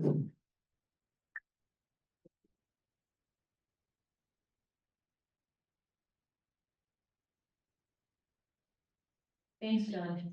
Okay, up next, we have McLaughlin presenting The Manifests Are the Metadata, exploring provenance through a manifest-led environment. Oh, just hold it. Absolutely. All right. Hello, everybody. First and foremost, thank you for having me here today. And this project really came out of a question. I started a new role about 10 months ago, and well, they had some questions for me when I started, but thanks to the retooling lightning talk that just happened, I'd be remiss if I didn't first introduce you to our materials. So this is the Prezi collection. It's about 7,500 things that we recently acquired in about 2014. It's an incredible collection. Autographs by Shelley and Tennyson, most of them 16th century, some 17th and 18th. But what's really interesting about the collection is the hands through which they've passed. And as part of the cataloging, our catalogers, who are still working on this, I'd like to point out, had started recording the book plates, the signatures, the notes that you find in the margins, really enriching sort of the history of this collection from when it was first acquired by us all the way back to, in some cases, its original printing. This is the email you don't want to receive when you're 5 days into a job. We have some ideas. Can you help us? Well, I was still finding my way to the library at this point, much less having some ideas about what the server infrastructure looked like behind it. I said, sure, let's meet up. There's this thing called IIIF, and you have images, and I think maybe there would be some way to tie in. Our two catalogers are Maria Giovanna and Ben, and if you want to see fright cross across the cataloger's face, give them this. Let's just say it was an inauspicious beginning, because they were working with this. That's not even Excel, folks. That's a table made in Microsoft Word. All right, we clearly had some ways to go. But what I wanted was for them to be involved. This was their project. It was their work. So for me to just come in and blitz it was not going to be either sustainable nor really helpful in making me some friends at this new job. So I thought, what can we do? Well, we can download all those images, which they had put in a thing called resource space, which I hate resource space. But they're really good at renaming files. That we can do. So we put underscores where any space should be. And then I dipped my toe into the waters of Python to instead create something called a display label.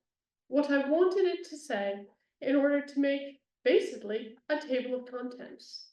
They knew that the file names needed to be unique. So with the help of my new manifest maker, we came up with this. Those file names are the table of contents. We use ranges, but in this way, I didn't have to rename 147 files manually. Because it was coming out of the file names, I could just do a bit of jiggery pokery, more or less. That's not to say that there wasn't some manual work involved. Some things the script was unable to cope with, especially their favorite thing of putting question marks in for dates.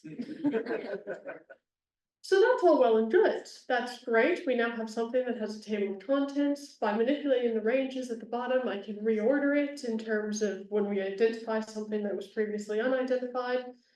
And that's all fine and dandy. But you can't search it. And there was a good deal more information that they had made and collected through the course of their research that we couldn't really present just with the table of contents. So I needed some publicly available tools, and thanks to Glen Robson and his simple annotation server, we discovered that catalogers can draw boxes really well. And they like to add information into those boxes, which then gives you a bit more information in the annotation. More than that, we could hyperlink it to our library catalog.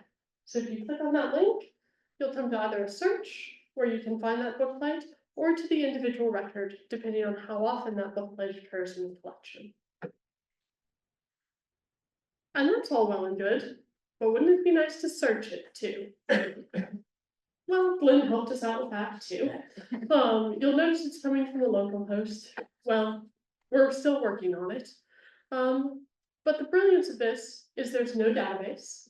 There's simply a file with a list of images, a wee bit of jiggery pokery, and using Glen's simple annotation server. So I go back to them with this and say, look, isn't this great? And they say, yeah, that's great, but how do we show that off? How do we share it? How do we talk about it? Because at this point, to be fair, that Word document with links is pretty much compatible. Here's the search just running for you. Search for Duchess. It's a great collection. And you did all these control arms, and it will find the multiple records that you have. But it was time for another thing. A few years ago, I worked for the National Gallery, and some of our partners, it's Roddy and Joe Padfield, helped us come up with this, which is Simple Site. It's basically a way to write some JSON and stick things up online, all coming from GitHub. Basically GitHub pages, but just JSON heavy. And from that, we came up with this. So I went back to my catalogers and I said, look, here you go, here's a website, isn't it great? And they said, well, it's fine, but it doesn't look like it's us. It doesn't look like it's Trinity. I would like to point out there is a Trinity icon up at the top. But that apparently does not satisfy catalogers. Now I'm a baby programmer. This is not where I come from. This is not the world that I was trained in. I'm a librarian by training. So I needed a simple way to make this look like a Trinity website without CSS and somehow sticking it on the domain. The answer is an iframe. Just sticking it there. Somehow, this is now perfect. And thus ends my story about how all you need is an image server, a place to stick some annotations, a little help from your friends, Glen and Joe, and finally, an iframe to fix it all. Thank you all.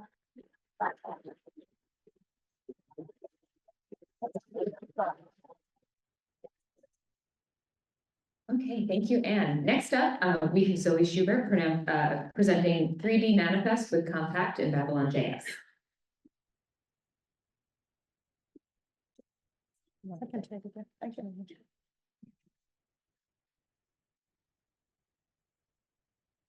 Yeah, thank you very much. I'm going to talk about a little bit about the implementation of 3D manifest because I'm representing here one of the viewers, and in a way I'm very thankful for Julie and Ronald that they have given you some of the background so I don't have to do it, especially the mathematical part. And so I have some minutes and I will give you a small overview about Kompakkt, that's the viewer and the repository that we developed. Then about loading the 3D manifest, and last but not least, the unexpected benefits that we have from implementing that. Okay, so the first thing, semantic Kompakkt. You can see our website here. As I already said, it's a multimedia repository. And it's also a 3D viewer, and this is like the main use for our code. The main feature for our users is the annotation feature. So what you can see here is our logo in 3D and some very simple text annotations. An annotation always refers to a specific perspective, so this gives us the ability to jump from one perspective to the next one. You might have seen that in Sketchfab, for example. We also allow multimedia annotations, so not only text, but you could also put an animated image or a video into an annotation. Yeah, here you just get a small overview about how our repository looks like and what kind of objects are in there. So I already said there are different media files. You can have a closer look at the lion here. And I just wanted to mention that this is very important. Many people use our viewer on their own website, and we are absolutely not interested in hosting the data on our own. So you're completely free to use our viewer or your own instance of our viewer within your website and connect to the data that you also have on your server. We have a small addition, it's called Semantic Kompakkt. We developed that in the last 2 years. And we say now you are able to annotate with things, not strings. So you do not only have like free text fields where you add things, but we put a wiki base behind it and connected the wiki base to all the metadata of the objects, but also to the annotation. Okay, this is the code base, and I'm defending Babylon.js, but I don't want to make a commercial for it. But the reason why we decided for Babylon.js is because it's sponsored by Microsoft, but it's completely open source, so they have money, and we have a good community behind it. It's a whole game engine. including a physics engine, so it's not only a viewer, but we could also start developing games with our objects. Future projects, we can include physical things.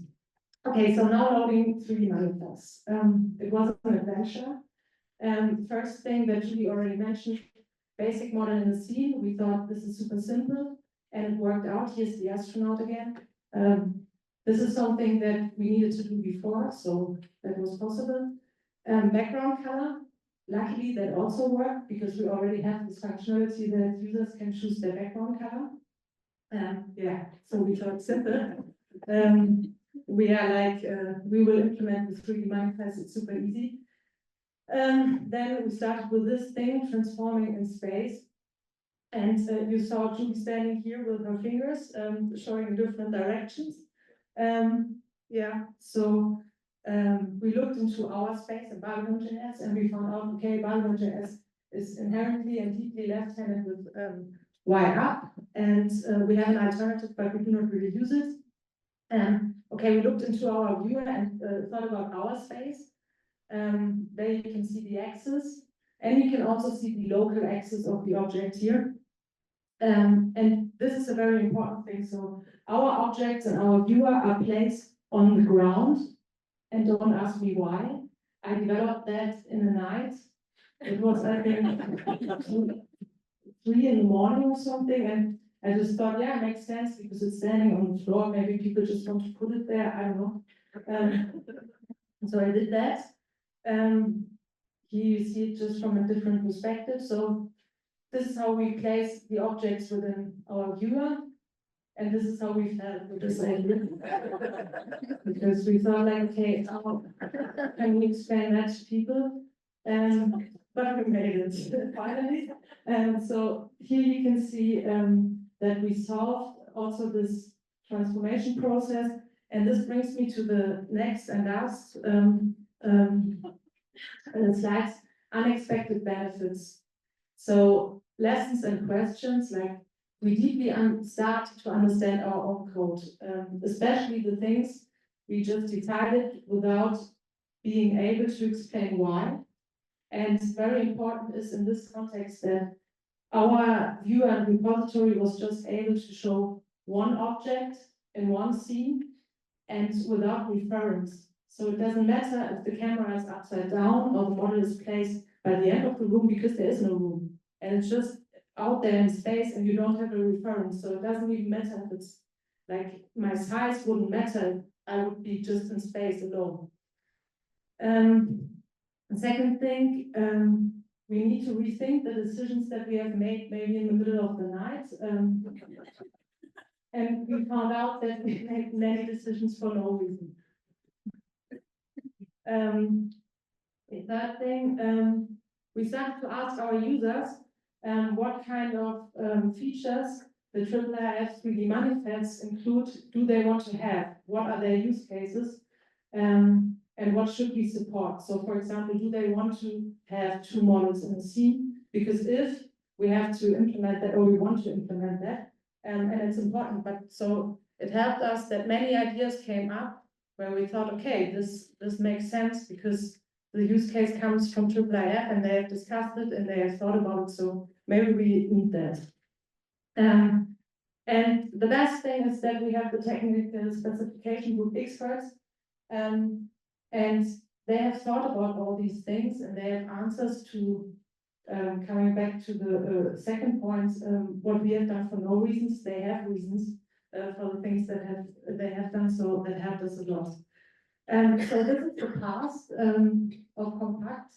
Maybe it's a little bit also the present. Everything is completely messy here on our playground next to the swimming pool. And this is the future. Everything will be super tidied up.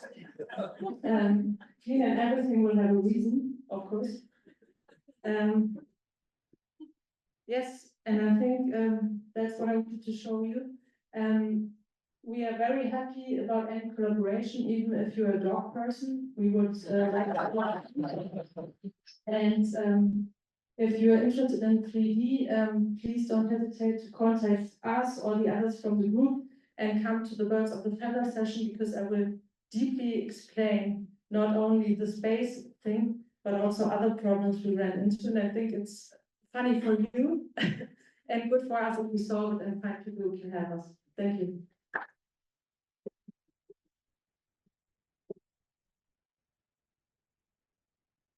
Okay, sorry, Glenn, you have to follow that. Do you have any cats in yours? No. No, okay. So Glenn is going to present Internet Archive support for IIIF and update. There's probably a lot of cats on the Internet Archive though. There is, but not in the presentation. I really messed up there. So thank you. So I'm going to talk about the Internet Archive. So I mentioned this in the plenary, but we've been working hard, and I'm here on behalf of a group of people who volunteered their time to implement IIIF into the Internet Archive. So we mentioned that we released it last year, but we've been working hard kind of in the meantime. I just want to start with, if you haven't heard of the Internet Archive, it's a massive collection of initially websites, but also they have a lot of images, video, and audio recordings. And they'll take pretty much anything in their mission to provide universal access to all knowledge. And from IIIF perspective, it's given us a huge set of material that we can use to test with. But we can also use it for other things. So we use it in the IIIF training. If you want to get access to a IIIF image server, it's easy just to upload images to the Internet Archive. And since the newest version, they're using Cantaloupe in the back end, so it's a fully performant IIIF image server. And we've been working with them to update it's initially a beta release, and now it's a full kind of public release, supporting version 2 and version 3 of the IIIF image and video and presentation APIs. And it gives us access to huge amounts of content. You can see the stats there. It's probably one of the biggest IIIF implementations because of all the content they've got. And one thing we noticed when we were doing the development is that it creates a lot of derivatives. So if you upload, say, an image or a video file, in the background, it will go away and create kind of captions through VTT. It will create different types of file formats. So the focus for some of the work since the initial release is making these derivatives available in the manifests. So if we look at this particular example, this is all of the kind of files that are mostly automatically created for a book. So this is a single book which was uploaded as a zip file of JP2s, and then everything else was kind of created automatically by the Internet Archive. So you can see in things we've got Deja Vu, which is like OCR for the book. We've got the PDF version, BitTorrent version, lots of OCR, the original single page process zip. And so they're all linked as alternate formats that allows users to download. And then there's also a lot of metadata. So this is item data in JSON. There's also mark records, Dublin core. We've added that to this also. And so you're able to get that from the manifest. And the idea is that if you kind of uploading all this data to the Internet Archive, then you should be able to get access it through IIIF manifests.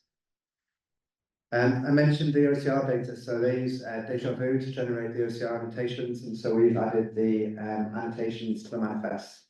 So now if you open them up in Node or one of the other viewers, you should be able to see the annotations for the text material. We've also had a look at the VTT files. So this is an example of one particular item, and it's the only one we could find with this many, but it's been translated into 104 different languages. So there are 104 different VTT files, and we've worked to add them to the manifest as well. So you can take that content outside the Internet Archive, open it into any of the IIIF viewers, and then you can click the captions and you're able to pick one of those 104 different languages. All of these have changes we've kind of submitted to the Internet Archive, and they're in a branch waiting to be deployed. We're hopeful that it might be in the next few days that it'll get onto the public one. But if you're looking for some of these features, hopefully it'll be released to the public one and by the end of the week. As well as the kind of technical things, we've also looked at creating a guide. So this is on the guide site along with the other institutions where you can find out how to get access to their IIIF resources. We've asked the Internet Archive to put the IIIF logo on their pages, and we're not successful yet, but that is our long-term aim. But until then, there's this kind of formula for if you know the identifier of an item, you can work out the IIIF manifest. So if you go to the guide site, and you'll be able to see how to get access to IIIF material.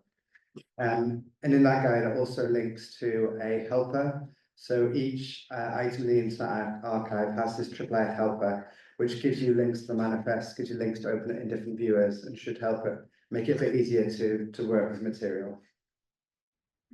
One thing that's slightly different in this guide is it also includes how to create IIIF items in the Internet Archive. So the Internet Archive will pretty much allow you to upload anything, but there are certain file formats and certain structures which are more efficient for the IIIF manifest. So there's some kind of advice and guidance on that page about how to make use of that. And what makes the Internet Archive really interesting is when people like the Middlebury Special Collections use it as their kind of DAM system. So not everyone can have their own DAM system. So if they're looking for kind of a free to use DAM system, then you can use the Internet Archive.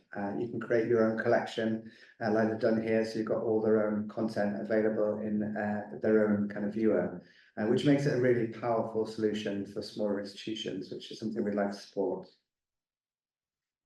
We mentioned that we've gone through a list of bugs, so we've been kind of working to a sprint, and this has been the end of the sprint. And so we've had quite a few people reporting bugs, so we've tried to fix as many as possible, and then also adding that new features to do with AV annotations and also the image annotations. So if you do find something that isn't working, please do submit a bug. If you've got ideas about new functionality you'd like us to implement, then also go to the Internet Archive, get help and suggest an issue. And I just want to say a big thanks to the group that have done it. We meet every 2 weeks on Thursday, midday-ish, I think, LA time, but very late in the UK, about 10 o'clock in the UK time.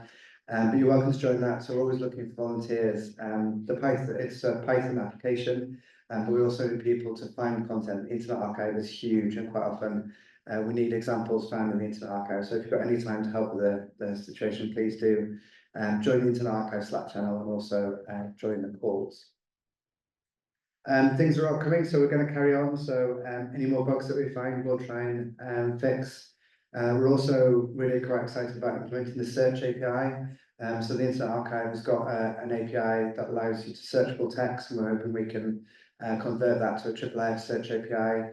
There's lots of potential for authentication, which would be interesting, but if there are other features that you'd like us to implement, please do let us know, and we'll look to that in the next couple of months. So I think I'm out of time, so thank you.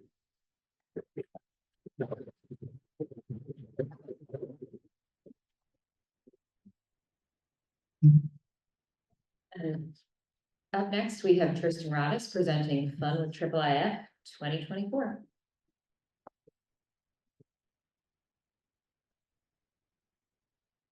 Thank you.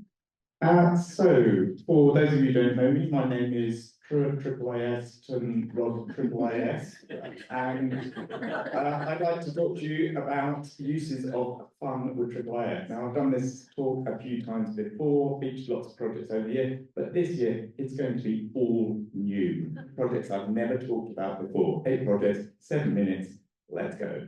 So, first up, one from my colleague Hannah. This one's called IIIF Find. Now, it's effectively an online version of the popular card game Dobble, where 2 players have to identify images or parts of an image that feature in 2 different paintings. Now, here we're using a combination of AI-generated imagery and real images from the Art Institute of Chicago, and the aim is to go through and to beat the clock in 1 minute to see how many different correct matches you can find between the left and the right paintings. Next, we've got a project from David Newbury from Getty. This is IIIF stereographs. So stereographs, a way of taking photographs with a camera at slightly different angles to produce a 3D image, and traditionally viewed through a viewer, so your left eye sees one and the right eye sees the other. In this case, what you can do is load up those images in IIIF, and down the right-hand side, you can see a flickering animated GIF version. You can also, up at the top there, you see I'm selecting parts of an image, which you can then adjust to actually get them to be more correct. And finally, as an extra bonus, you can view it in virtual reality. So there we go, see it on the wall, on the virtual wall. Then another project on Kompakkt. So apologies, quite a few projects on Kompakkt because nobody really volunteered many fun with IIIF things, even though I know you're doing it. That Allmaps arcade, that's fun with the IIIF. Why wasn't that cool? Anyway, enough of that. This is using Story Viewer with the very recently launched audio annotations function.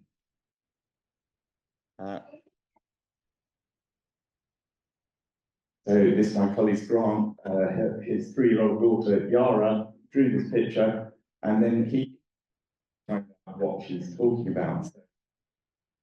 But you can move and pan around and play audio in it.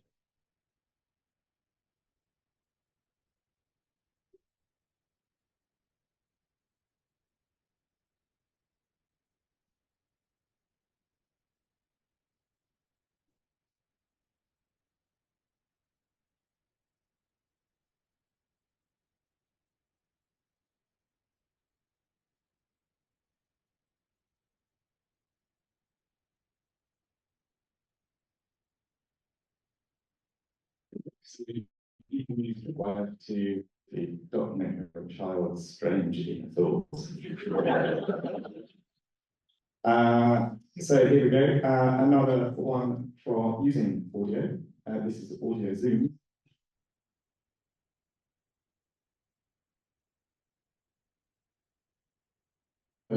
And they've been annotated with different audio according to the song of each different bird. So as you move around,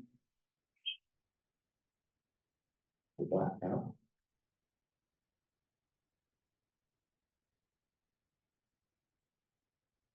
Effectively, whatever's in view in your viewer will play simultaneously. So if you zoom right out, you'll get a whole woodland scene. If you zoom right in, you'll just see one of them. And apparently, it also works in stereo. So if you move across, then you both move from one side to another.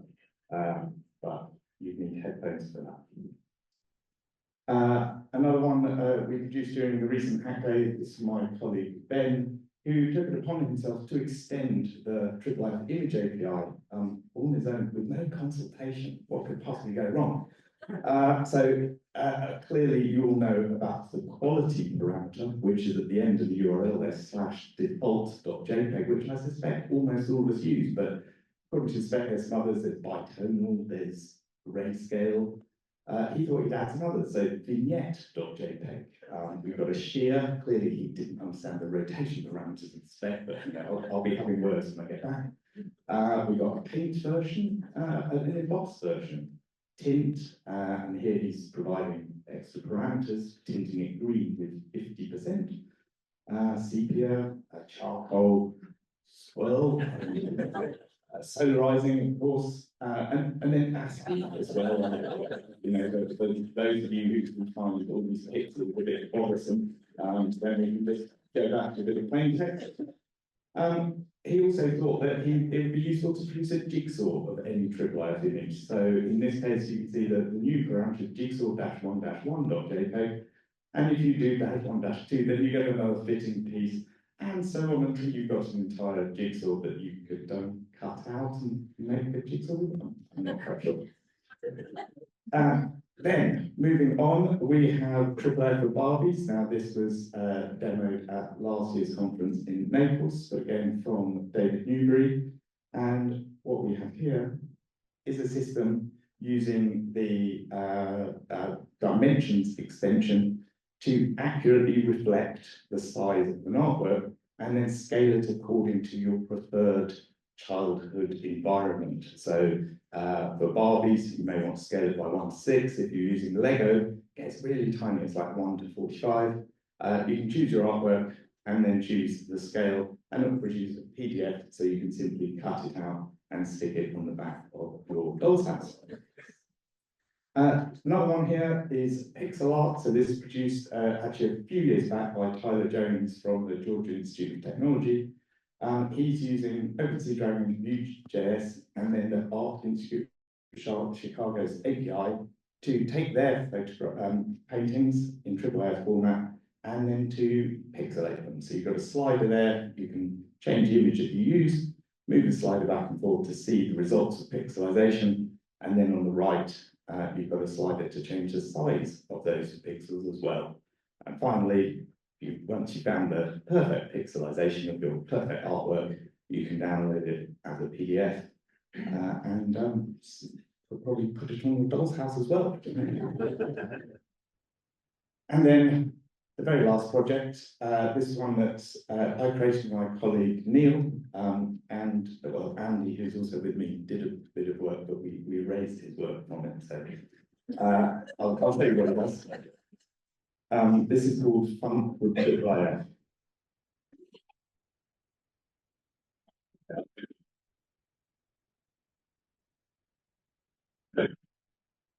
Explain what's going on here. We have a beautifully custom crafted song by ChatGPT and Suno. And what we're doing is analysing the BTT file for that song using part of speech analyzer to pull out words and then sending it to the Art Institute of Chicago's image API to find matching images. There's a storm look, that's like the famous way of painting it. So there we go, and then we use the audio API to detect the beat and make the entire thing throb in time. So yeah, thank you, and that's it.